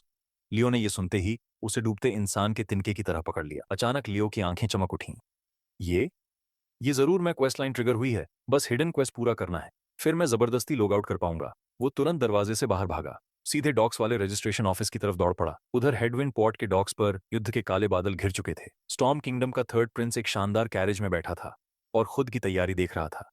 फीमेल नाइट क्विंटीना अभी भी गंभीर घायल थी, फिर भी पूरा आर्मर पहनकर खड़ी थी। उसकी नजरें लगातार गहरे समुद्र पर टिकी थीं। सेना जमा हो चुकी थी। विशाल जहाज अपने सेल्स उठा चुके थे। इन अनजान नेटिव्स को अभी तक अंदाजा भी नहीं था कि जिस दुश्मन का सामना करने वो जा रहे हैं वो कोई फॉरेन रेस नहीं, बल्कि आसमान में बैठा एक भगवान है जो उन्हें अपनी हथेली के खिलौनों की तरह देखता है। मैं ग्लास कवर के बाहर टिककर इस मिनीचर वॉर को बड़े मजे से देख रहा था। Bay world, headwind port. Storm kingdom के 30 से ज्यादा नवल वॉरशिप्स अभी फॉर्मेशन बना ही रहे थे। तभी दुश्मन के अटैक हॉर्न की तेज आवाज गूंज उठी। दूर गहरे समुद्र से 5 वॉरशिप्स धीरे धीरे आगे बढ़ती दिखाई दी। सबसे आगे था स्टॉर्म किंगडम का खोया हुआ फ्लैगशिप डॉट और उसके पीछे 4 चमचमाते एल्यूमिनियम आर्मर्ड वॉरशिप्स। मेरी डिवाइन किंगडम फ्लीट सीधे उनके दरवाजे पर पहुंच चुकी थी। निकोलस के डेक पर से कॉम्पते 7th प्रिंस के पैरों में जान नहीं थी। मेरे भेजे हुए believers dot U L L F और लूना पीछे 2 मौत के देवताओं की तरह खड़े थे। उधर सामने मौजूद फ्लैगशिप बेल्मोपैन थर्ड प्रिंस ने कोई बात नहीं की। उसने सीधा हाथ उठाया और लगभग 100 विजर्ड्स ने एक साथ अटैक शुरू कर दिया। Clause of the wind spirit, explosive touch. हवा ने आग को और भड़काया और आग ने हवा को और खतरनाक बना दिया। भयानक हीट वेव्स समुद्र पर आग का तूफान बनकर डिवाइन किंगडम वॉरशिप्स की तरफ टूट पड़ी। थर्ड प्रिंस की टोली बिल्कुल बेरहम थी। उनका किसी को जिंदा छोड़ने का इरादा नहीं था। लेकिन उल्फ ने पलक तक नहीं झपकाई। बूम! अचानक जहाज के सामने का समुद्र फट पड़ा और 10 मीटर ऊंची 100 मीटर चौड़ी विशाल पानी की दीवार उठ खड़ी हुई। वो सीधे आग के समंदर से टकराई। धड़ाम! सफेद भाप आसमान तक उठ गई। पूरा निकोलस जहाज घोस्ट शिप जैसा दिखने लगा। लेकिन इस वाटर वॉल की असली ताकत ग्रूमी की वजह से थी। वो चुपके से मई की रिस्ट पर छिपी हुई थी और अंदर ही अंदर मैजिक को एम्पलीफाई कर रही थी। उधर सामने स्टॉर्म किंगडम का चीफ फायर विजर्ड डगलस ये देखकर दंग रह गया। उसकी आंखें लगभग बाहर निकल आईं। उसे समझ ही नहीं आ रहा था कि आखिर कैसी वाटर मैजिक 100 लोगों की कॉम्बाइंड फायर मैजिक को रोक सकती है। ये देखकर थर्ड प्रिंस के पास एक ही रास्ता बचा। उसने तुरंत लोगों को टेबल्स और चेयर्स लाने का आदेश दिया और डेक पर उन्हें सजवाकर सभ्य आदमी बनने का नाटक करते हुए 23 स्टॉक्स की इनविटेशन भेज दी। उल्फ ने उस डरपोक सेवंथ प्रिंस को उठाया, सीधे बेलमोपन पर छलांग लगा दी। सेवंथ प्रिंस कौंपते हुए मैं सीट पर बैठा, डरती आवाज में बोला, तीसरे भाई, आज से हेडविंड पोर्ट मेरे जुरिस्डिक्शन में है। जैसे ही ये बात निकली, लॉबे पहने विजर्ड डगलास ने उसी पल मेज पलट दी। उसकी स्टाफ से चिंगारियां उड़ने लगीं। साफ लग रहा था वो हमला करने वाला है। इसी जानलेवा खामोशी में अचानक कैबिन के अंदर से तेज कदमों की आवाज आई। प्लेयर लियो, जो अपनी मौत खुद बुलाने निकला था, कहीं से टूटी हुई शॉर्ट सोर्ड चुराकर पागलों की तरह डेक पर चढ़ाया। मैं प्लेयर हूं, मुझे क्वेस्ट दो। वो गिव मी अ क्वेस्ट भी पूरा नहीं बोल पाया था। युल्फ ने उल्टे हाथ से एक फैंटम जायंट हैंड उसके चेहरे पर दे मारा। लियो जितनी स्पीड से आया था उससे 10 गुना ज्यादा स्पीड से वापस उड़ गया। धड़ाम! वो कैबिन की अंदरूनी दीवार में ऐसे धंस गया जैसे खून से बना कोई मूरल हो। हर तरफ खून फूट पड़ा। वो सोच रहा था किसी हाई लेवल एनपीसी से क्वेस्ट लेकर जल्दी लॉग आउट कर लेगा, लेकिन बेचारा एक लहर भी नहीं बना पाया। जैसे ही वुल्फ ने अटैक किया, डगलस ने मौके को स्नीक अटैक के लिए इस्तेमाल किया। रिंग ऑफ फायर इंपैक्ट, भयंकर गर्म आग का एक रिंग सीधे उल्फ के चेहरे की तरफ गया। उसके तुरंत बाद फ्लेम स्ट्राइक टोर्नेडो, एक आग का टोर्नेडो उठा और उल्फ को अपने अंदर खींचकर पागलों की तरह जलाने लगा। ये बूढ़ा विजर्ड बहुत गंदा खेल रहा था। उसने लगातार 2 पायरोब्लास्ट्स भी छोड़े। बछड़े जितने बड़े फायरबॉल्स डेक को चीरते हुए फटे। जहाज का आधा पोर्ट साइड उड़कर टुकड़ों में बदल गया। हर तरफ लकड़ी के टुकड़े, काला धुआं और चीखें फैल गईं। पूरी स्टॉर्म नेवी ठंडे पसीने में भीग गई। तभी घने धुएं के अंदर से एक फाड़ने जैसी आवाज आई। एक मोटा हाथ सीधे स्मोक को चीरता हुआ बाहर निकला। वुल्फ धीरे धीरे बाहर आया। उसका क्लोक कब का जल चुका था। नीचे से पिच ब्लैक मॉन्स्टर आर्मर दिखाई दे रहा था। डगलस डर से कांप गया। उसने जल्दी से अपने ऊपर मोल्टन आर्मर की लेयर डाल ली, लेकिन उल्फ को कोई फर्क नहीं पड़ा। वो सीधे आगे बढ़ा, मौका उठाया उठाया खुईताया मौका, बैंग, क्रैक! जलता हुआ मोल्टन आर्मर कुरकुरे बिस्किट की तरह चकनाचूर हो गया। उस भयानक इंपैक्ट ने डगलास को दर्जनों मीटर पीछे उड़ा दिया। वो रेलिंग तोड़कर रुका, सीना पकड़कर पागलों की तरह खून उगलने लगा। पूरा डेक शांत हो गया। ये नेटिव्स उल्फ को ऐसे देख रहे थे जैसे कोई मॉन्स्टर सामने खड़ा हो। उल्फ ने कैजुअली अपने बाजू से धूल झाड़ी, फिर ठंडी नजर से थर्ड प्रिंस को देखा। क्या यही स्टॉर्म किंगडम की मेहमाननवाजी है? थर्ड प्रिंस पूरी तरह घबरा गया। असल में वो मिलिट्री फोर्स दिखाकर डराना चाहता था और टाइम गेन करना चाहता था ताकि किंग की रीइंफोर्समेंट्स पहुंच जाएं। लेकिन अब उसके सारे कार्ड्स पलट चुके थे और इससे भी ज्यादा ब्रूटल बात यह थी, डिवाइन किंगडम का ग्रिफिन पहले ही हेडविंड पोर्ट के ऊपर चक्कर लगा रहा था। वो आसमान से हजारों लीफलेट्स बर्फ की तरह गिरा रहा था। ट्रीटी की सारी टर्म्स सीधे जनता के सामने ला दी गई थीं। हेडविंड पोर्ट अब डिवाइन किंगडम का लीस्ट टेरिटरी बन चुका था। खबर रोकनी थी, अब बहुत देर हो चुकी थी। थर्ड प्रिंस के पास कोई रास्ता नहीं बचा। उसने दांत भींचे, अपना जुस्सा निगलरा। टेरिटोरियल कंसेशन डिक्लेरेशन पर अपनी बड़ी सील लगा दी। दूर क्लॉक टावर, किंग शार्डन 9 और चीफ विजर्ड ये पूरा मंजर देख रहे थे, लेकिन उनमें इतनी हिम्मत भी नहीं थी कि एक आवाज निकाल सके। पलक झपकते ही मिनिएचर दुनिया में 1.5 साल और बीत गया। मेरा डिवाइन किंगडम अब बे वर्ल्ड में पूरी तरह अपनी जगह बना चुका था। हर दिन दर्जनों aluminium armoured warships headwind port और डिवाइन किंगडम के बीच आ जा रहे थे। गोल्डन वीट बेचकर बेहिसाब दौलत कमाई जा रही थी। और उधर वो प्लेयर लियो, जो हर वक्त मरने की कोशिश करता रहता था। मोर्फिन सर्वेंट ऑल्फ ने ऐसा थप्पड़ मारा था कि उसके शरीर की सारी हड्डियां टूट गईं। बस एक सांस बची थी। अब वो हर दिन फिशरमैन के घर में पड़ा रहता था। खाना पीना, यहां तक कि टॉयलेट तक दूसरे लोग करवाते थे। उसकी आंखें घूम सकती थीं, दिमाग भी पूरी तरह होश में था, लेकिन वो लॉग आउट नहीं कर सकता था। वो गेमिंग हिस्ट्री की सबसे दुखद लिविंग कॉप्स बन चुका था। और साथ ही हेडविंड पोर्ट में मेरा प्लांटेड स्पाई भी। उधर जस्टिन को भी नया काम मिला। उल्फ ने विच मय को उसके सामने फेंक दिया और आदेश दिया, अब से मय एल्फ लड़की लीलिया की प्राइवेट मैजिक ट्यूटर होगी। 1.5 साल के अंदर अगर लीलिया टेस्ट पास कर गई तो डिवाइन किंगडम आइलैंड एल्व्स की रक्षा करेगा। शुरू में मय बहुत घमंडी बनी हुई थी। वो बार बार कह रही थी, मैं रॉयल कोर्ट की डेप्यूटी विच हूं, मैं किसी कचरे को नहीं सिखाऊंगी। लेकिन तभी लीलिया ने सामने पड़े टूटे हुए वासे पर मेंडिंग स्पेल इस्तेमाल किया। टूटे हुए टुकड़े ऐसे जुड़े कि एक भी क्रैक नहीं बचा। मैं के माथे पर ठंडा पसीना आ गया और उसने तुरंत चुप्पी मार ली। दृश्य वापस असली दुनिया में बदलता है। मैं बिस्तर से उठा, अपने दर्द करते सिर को मलते हुए। नीचे देखा तो मेरी बाहों की मसल्स अब भी अनजाने में फड़क रही थीं। धत, एएलएस अब भी शरीर को खींच रही है। मैं ग्लास कवर के पास गया, दोनों हाथ मेटल बेस पर रखे। मिनिएचर दुनिया के ऊपर जमा सोर्स एसेंस मेरे शरीर में पागलों की तरह घुसने लगी। नंबर्स तेजी से बढ़े, आखिर B5 पर रुक गए। तभी मेरी मसल्स का स्पैज़म शांत हुआ। जब तक मैं एनर्जी एब्जॉर्ब करता रहूंगा, टर्मिनल इलनेस आखिरकार पूरी तरह कुचल दी जाएगी। मैंने बेवर्ल्ड के प्रॉस्परस हेडविंड पोर्ट की तरफ देखा। तय किया, आज खुद अंदर जाकर घूमते हैं। मैंने वार्डरोब खोला, कॉलेज के समय खरीदा हुआ असैसिन्स क्रीड वाला व्हाइट रॉब कॉस्प्ले आउटफिट निकाल लिया। कपड़े पहनकर हुड ऊपर किया। आखिर भगवान उतर रहा था, मिस्ट्री तो होनी चाहिए। मैंने कोऑर्डिनेट्स चुने और मिनिएचर वर्ल्ड में छलांग लगा दी। बूम, स्पेस डिस्टॉर्ट हुआ और मैं हेडविंड पोर्ट के उत्तर पश्चिम कोने में पड़े एक अबांडोन्ड कोर्टयार्ड में उतरा। जैसे ही मैं स्ट्रीट पर कदम रखा, तुरंत कुछ गलत लगा। चारों तरफ से दर्जनों जानलेवा निगाहें मुझे घूर रही थीं। ये आम लोगों की आंखें नहीं थीं। मैं उन निगाहों का पीछा करता हुआ एक मैंशन के बाहर पहुंचा। वो हेडविंड पोर्ट के पुराने लॉर्ड मार्किस का घर था। छत की परछाई में खड़े होकर मैंने उनकी सारी बात साफ सुनी। डिवाइन किंगडम ने उसका टेरिटरी छीन लिया था, जिसकी वजह से उसकी इनकम 70% गिर चुकी थी। वो अंदर ही अंदर जल रहा था। उधर बुरी तरह पिट चुका डगलस उसे एक खतरनाक आइडिया दे रहा था। ग्लूम किंगडम की शैडो असैसिन स्क्वाड को हायर करो, डिवाइन किंगडम के ग्रास रूट्स ऑफिशियल्स को मार दो, फिर इसका इल्जाम थर्ड प्रिंस पर डालो और दोनों साइड्स में फुल स्केल वॉर शुरू करवा दो। मैं ठंडी हंसी हंसा। इतनी छोटी चालें परफेक्ट है मेरे अंडरलिंग्स को शार्पन करने के लिए। मैंने दखल देना जरूरी नहीं समझा। मुड़कर अंधेरे में गायब हो गया और सीधे लीलिया के रेजिडेंस की तरफ बढ़ गया। उधर स्टडी रूम में मैं इतनी परेशान थी कि उसका मन दीवार पर सिर मारने का कर रहा था। वो टूटे हुए पोर्सलिन पीसेस पर चोरी छिपे मेंडिंग स्पेल प्रैक्टिस कर रही थी, लेकिन चाहे जितनी कोशिश कर सीमलेस परफेक्शन उससे नहीं हो रही थी।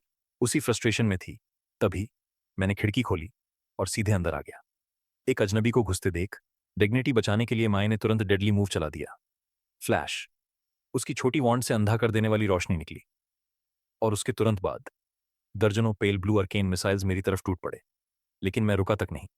बिना डॉज किए सीधे उनके बीच चलता रहा। Bang, bang, bang. सारे मिसाइल्स मेरे शरीर पर फटते गए। धूल हटने के बाद मैंने कैजुअली अपनी व्हाइट रोब से धूल झाड़ी। कपड़ों का किनारा तक नहीं फटा था। मैंने शांत आवाज में कहा, कॉम्बैट अवेयरनेस अच्छी है। नीचे से शोर सुनकर जस्टिन और लिलिया भागते हुए ऊपर आए। जैसे ही जस्टिन ने हुड के नीचे मेरा चेहरा देखा, पैर जवाब दे गए। वो धड़ाम से घुटनों पर गिर पड़ा। टीचर, मैं पूरी तरह जम गई। उसका मुंह इतना खुल गया कि उसमें अंडा आ जाए। उसके पैर कांप रहे थे। वो मुझे पहचान चुकी थी। 1.5 साल पहले मैंने ही उसका डायमेंशनल बैग फाड़ डाला था। मैंने उसकी तरफ ध्यान तक नहीं दिया, सीधे लिलिया की तरफ देखा। समय पूरा हुआ, अब दिखाओ तुमने क्या सीखा है। बैकयार्ड में अपनी इज्जत बचाने के लिए माए पागलों की तरह वॉन्ड घुमा रही थी। उसने कई लेयर्स के एडवांस्ड मैजिकल बैरियर्स लगा दिए। पूरा यार्ड लोहे के डिब्बे की तरह सील हो गया। लिलिया नर्वस होकर वॉन्ड उठाने लगी। Force wave, boom, high pressure हवा कैनन बॉल की तरह निकली। मेरे रीइंफोर्स्ड स्टील लाइक ग्राउंड में आधा मीटर गहरा क्रेटर बन गया। मैंने सिर हिलाया। अच्छा, अब मुझ पर इस्तेमाल करो। लिलिया ने दांत भींचे। फॉग क्लाउड, घना कोहरा अचानक पूरे यार्ड में फैल गया। फिर उसने दूसरा स्पेल चलाया, ऑपरेसिव फोर्स, बूम। मेरे शरीर पर अचानक भारी दबाव पड़ा। कोहरे का वजन सैकड़ों गुना बढ़ गया, जैसे कोई छोटा पहाड़ दबा रहा हो। मेरे पैरों के नीचे की जमीन तक फट गई।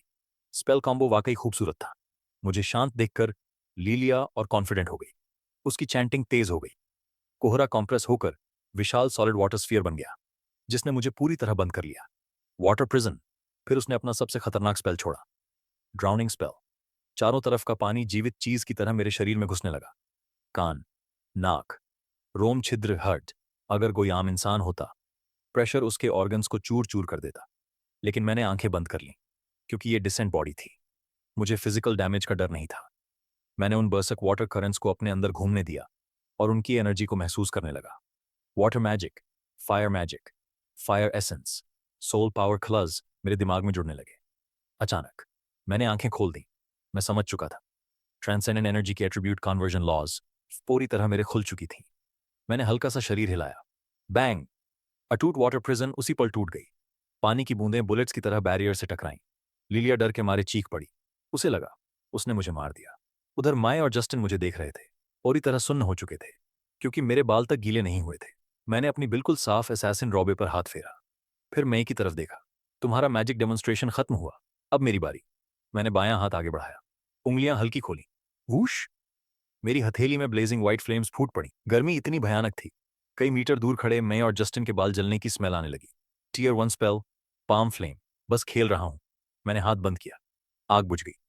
मैं, जो स्टॉर्म किंगडम की नंबर 1 वाटर मेज मानी जाती थी और फायर मैजिक की भी एक्सपर्ट थी, उसने ये कर अपनी समझ खो दी, क्योंकि इंसानी मेजेस टीयर 1 स्पेल को मुश्किल से टीयर 3 तक कॉम्प्रेस कर पाते थे, लेकिन मैंने कैजुअली उससे भी खतरनाक तापमान बना दिया था। अब वो मुझे ऐसे देख रही थी जैसे कोई समझ से बाहर मॉन्स्टर हो। मैंने मई को लिलिया की ट्रेनिंग जारी रखने भेज दिया, फिर बैठ गया। जस्टिन तुरंत हेडविंड पोर्ट की इंटेलिजेंस रिपोर्ट देने लगा। टीचर, वो प्लेयर लियो अब भी नहीं मरा। वो मिनिएचर वर्ल्ड से वॉलंटरली लॉग आउट नहीं कर सकता। अल्फ ने उसकी सारी हड्डियां तोड़ दी, लेकिन वो अब भी एक सांस पर जिंदा है। हर दिन दर्द से तड़पता रहता है। ना जी सकता है, न मर सकता है। मैं ठंडी हैंसी हैंसा। मेरे टेरिटरी में आकर डेविल बनने की कोशिश करेगा तो यही हाल होगा। लोग लगाकर उस पर नजर रखो। जब तक जिंदा है, उसे एंटरटेनमेंट सोर्स की तरह इस्तेमाल करो। फिर जस्टिन ने 2 पार्चमेंट स्क्रोल्स निकाले। पहले पर वही एंशंट आई रेलिक पैटर्न था जो मैंने बनाया था, दूसरे पर एक रफ मैप। जस्टिन धीमी आवाज में बोला, टीचर, मैंने इसे ढूंढ लिया। स्टॉर्म किंगडम और थंडर किंगडम की बॉर्डर वॉर में थंडर किंगडम के हाई प्रीस्ट सिरुमिन ने किसी ट्रांसेंडेंट पावर से 2 शहर मिटा दिए, और लोगों ने देखा उसके हाथ में वही आई पैटर्न वाला आर्टिफैक्ट था। आखिरकार क्लू मिल चुका था। मैं धीरे से मुस्कुराया। थंडर किंगडम का हाई प्रीस्ट, अब मेरी नजर तुम पर है, लेकिन निकलने से पहले मुझे एक वादा पूरा करना था। मैंने ग्रूमी से वादा किया था कि काम पूरा होने पर उसे अच्छा खाना मिलेगा। मैं यार्ड में गया। वहां लिलिया अभी सिर्फ 3 महीने से फ्लाई स्पेल सीख रही थी। वो मुश्किल से अपनी पीठ पर छोटी ट्रांसलूसेंट विंग्स बना पा रही थी। उधर माए ने दिखावा करते हुए अपनी सॉलिड लाइट विंग्स फैला दी। वो फिर से अपनी मास्टर वाली डिग्निटी वापस पाना चाहती थी। मैंने कोई बात नहीं की, बस हल्का सा आंखें सिकोड़ लीं। सोर्स एसेंस मेरे शरीर में घूमने लगी, लाइफ फोर्स शेप लेने लगी। सोल पावर ने विंड एट्रीब्यूट पकड़ लिया। वूश! मेरी पीठ से लगभग 10 मीटर चौड़े विशाल विंग्स फूट पड़े। स्नो व्हाइट फेदर्स चमक रहे थे। हर फेदर साफ दिखाई दे रहा था। मैंने विंग्स फड़फड़ाए और तूफान उठाते हुए सीधे आसमान में उड़ गया। सूरज की रोशनी विंग्स पर पड़ रही थी और होली लाइट चारों तरफ फैल रही थी, जैसे कोई असली भगवान उतर आया हो मेरे जायंट विंग्स के सामने। निकी लाइट विंग्स बिल्कुल गंजे जंगली मुर्गे जैसी लग रही थी। उसकी आंखें लगभग बाहर गिर गईं। वो एक शब्द नहीं बोल पाई। मैंने बस 2 शब्द छोड़े, पीछे आओ, और उन्हें लेकर डीप सी की तरफ उड़ गया। समुद्र पार करते हुए बेवर्ल्ड और ईडन सिटी वर्ल्ड की बॉर्डर लाइन के ऊपर पहुंचे। नीचे विशाल प्लेन्स पर डिवाइन किंगडम के लोग अपने कैटल और शीप चरा रहे थे। मैंने चोरी से आर्केन साइट एक्टिवेट की और बस एक नजर डालते ही पूरी तरह सुन्न पड़ गई। नीचे मैदान में कोई भी आम चरवाहा उठा लो, उसके शरीर की मैजिक फ्लक्चुएशंस भी स्टॉर्म किंगडम के एलीट नाइट्स से कम नहीं थीं। यही थी डिवाइन किंगडम की असली फाउंडेशन, यूनिवर्सल ट्रांसेंडेंस। मैंने उनके शौक को नजरअंदाज किया। पूर्व दिशा में उतर गया। वहां डिवाइन किंगडम का क्वार्टर मास्टर जनरल ट्रिस्टन पहले से घुटनों पर बैठा इंतजार कर रहा था। उसने लोगों से 5 बड़े वुडन चेस्ट उठवाए। उनके अंदर भरे थे एथर क्रिस्टल्स। हेडविंड पॉर्ट से डिवाइन किंगडम की मर्चेंट कारावांस ने पागलों की तरह इन्हें खरीदा था। मैंने हाथ से इशारा किया। बैंग! 5 चेस्ट्स उसी पल फट गए। चमकती हुई 5 लाइट पिलर्स सीधे मेरी हथेली में समा गईं। पैनल के नंबर्स पागलों की तरह बढ़ने लगे। अवेलेबल सोर्स एसेंस सीधे B39 तक पहुंच गई। ये फीलिंग जैसे लीक्स हार्वेस्ट करके लेवल अप करना मैं नशे जैसा था। अच्छा काम किया, मैंने सिर हिलाया और ट्रिस्टन को डिवाइन बेस्टोवॉल की तैयारी करने का आदेश दिया। दृश्य वापस असली दुनिया में बदलता है। मैंने फ्रिज खोला, पिछले महीने खरीदा हुआ giant hello devil spicy stick निकाला, पूरा 30 सेंटीमीटर लंबा। साथ में एक पूरा आइस ट्रे भी निकाल लिया। मिनिएचर दुनिया में लौटने से पहले ग्लास कवर के अंदर झांका। मैदान में एक विशाल वुडन प्लेटफॉर्म बन चुका था। तीनों ट्राइब्स के हजारों लोग जमीन पर घुटनों के बल बैठे थे। सब आसमान की तरफ देख रहे थे, किसी मिराकल का इंतजार करते हुए। दूर माए और लिलिया भी छिपकर देख रही थीं। उन्हें जरा भी अंदाजा नहीं था कि आगे होने वाला है। ट्रिस्टन गर्जा, डिवाइन बेस्टबॉल शुरू होने वाला है। सन्नाटा। हजारों लोग उसी पल चुप हो गए। मैंने जायंट स्पाइसी स्टिक हाथ में पकड़ी और धीरे ग्लास कवर के अंदर उतार दी। बादल फट गए। एक विशाल ऑब्जेक्ट जो सूरज तक ढक रहा था, आसमान चीरते हुए नीचे गिरा। धड़ाम! जायंट स्पाइसी स्टिक प्लेटफॉर्म पर गिरी। उसकी टक्कर से छोटा अर्थक्वेक आ गया। तीखी स्पाइसी खुशबू पूरे मैदान में फैल गई। मिनिएचर वर्ल्ड ने पहले कभी ऐसी स्मेल महसूस नहीं की थी। हजारों लोग पागलों की तरह हवा सूंघने लगे। उनकी आंखें नशे में डूब चुकी थीं। फिर मैंने पूरा आइस ट्रे उलट दिया। वूश! धड़ाम! धड़ाम धड़ाम। महलों जितने बड़े जायंट आइस क्यूब्स आसमान से गिरे।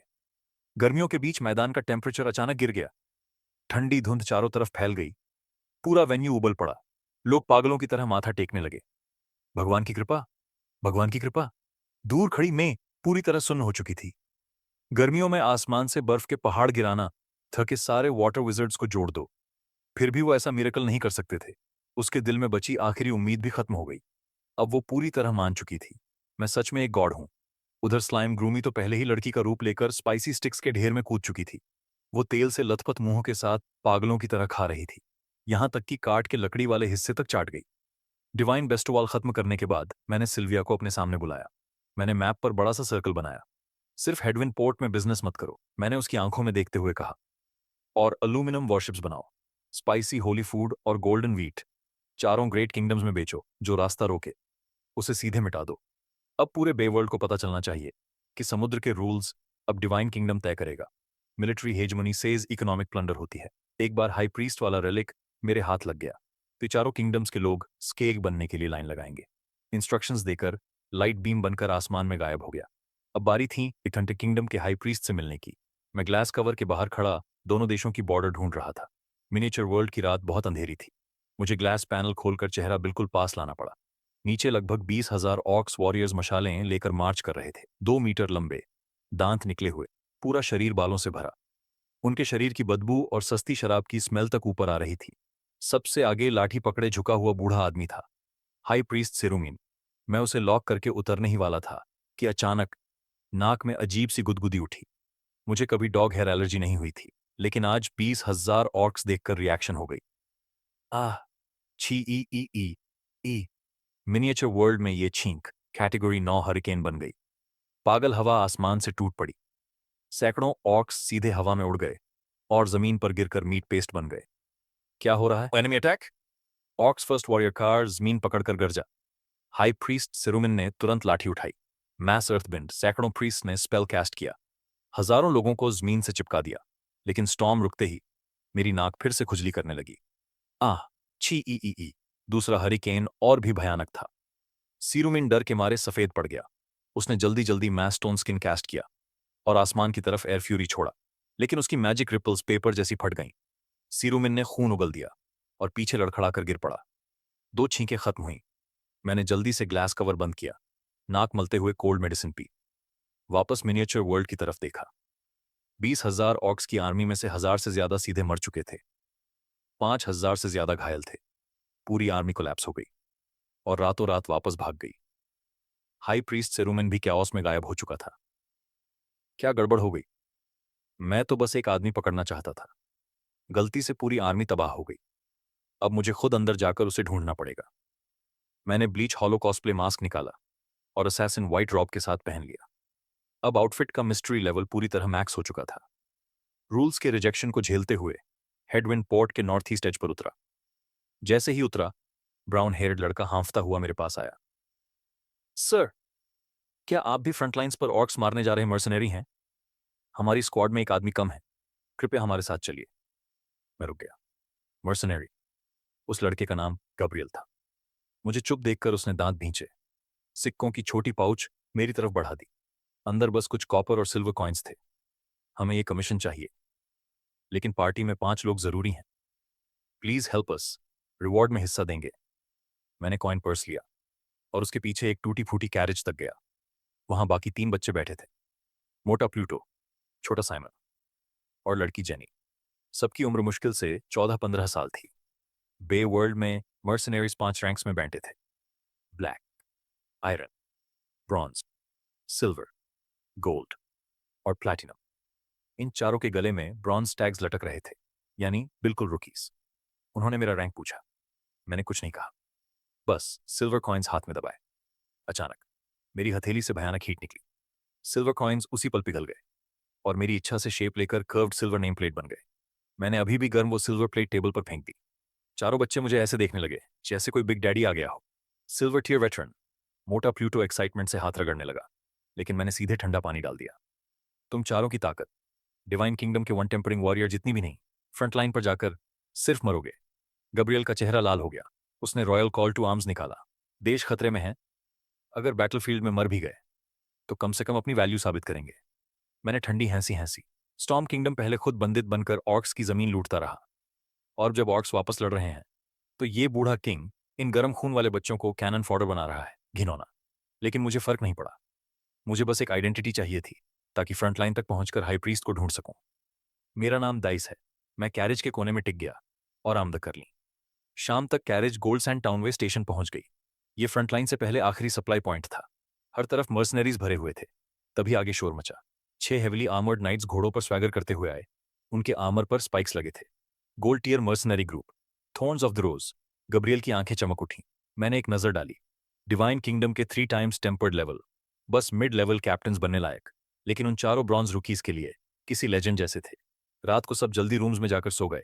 कल कैसे मरेंगे, यही सोचते हुए। लेकिन मैं नहीं सोया। मैं बालकनी डोर खोलकर सीधे रूफ पर चला गया। 2 बिल्डिंग्स दूर एक शैडो खड़ी थी।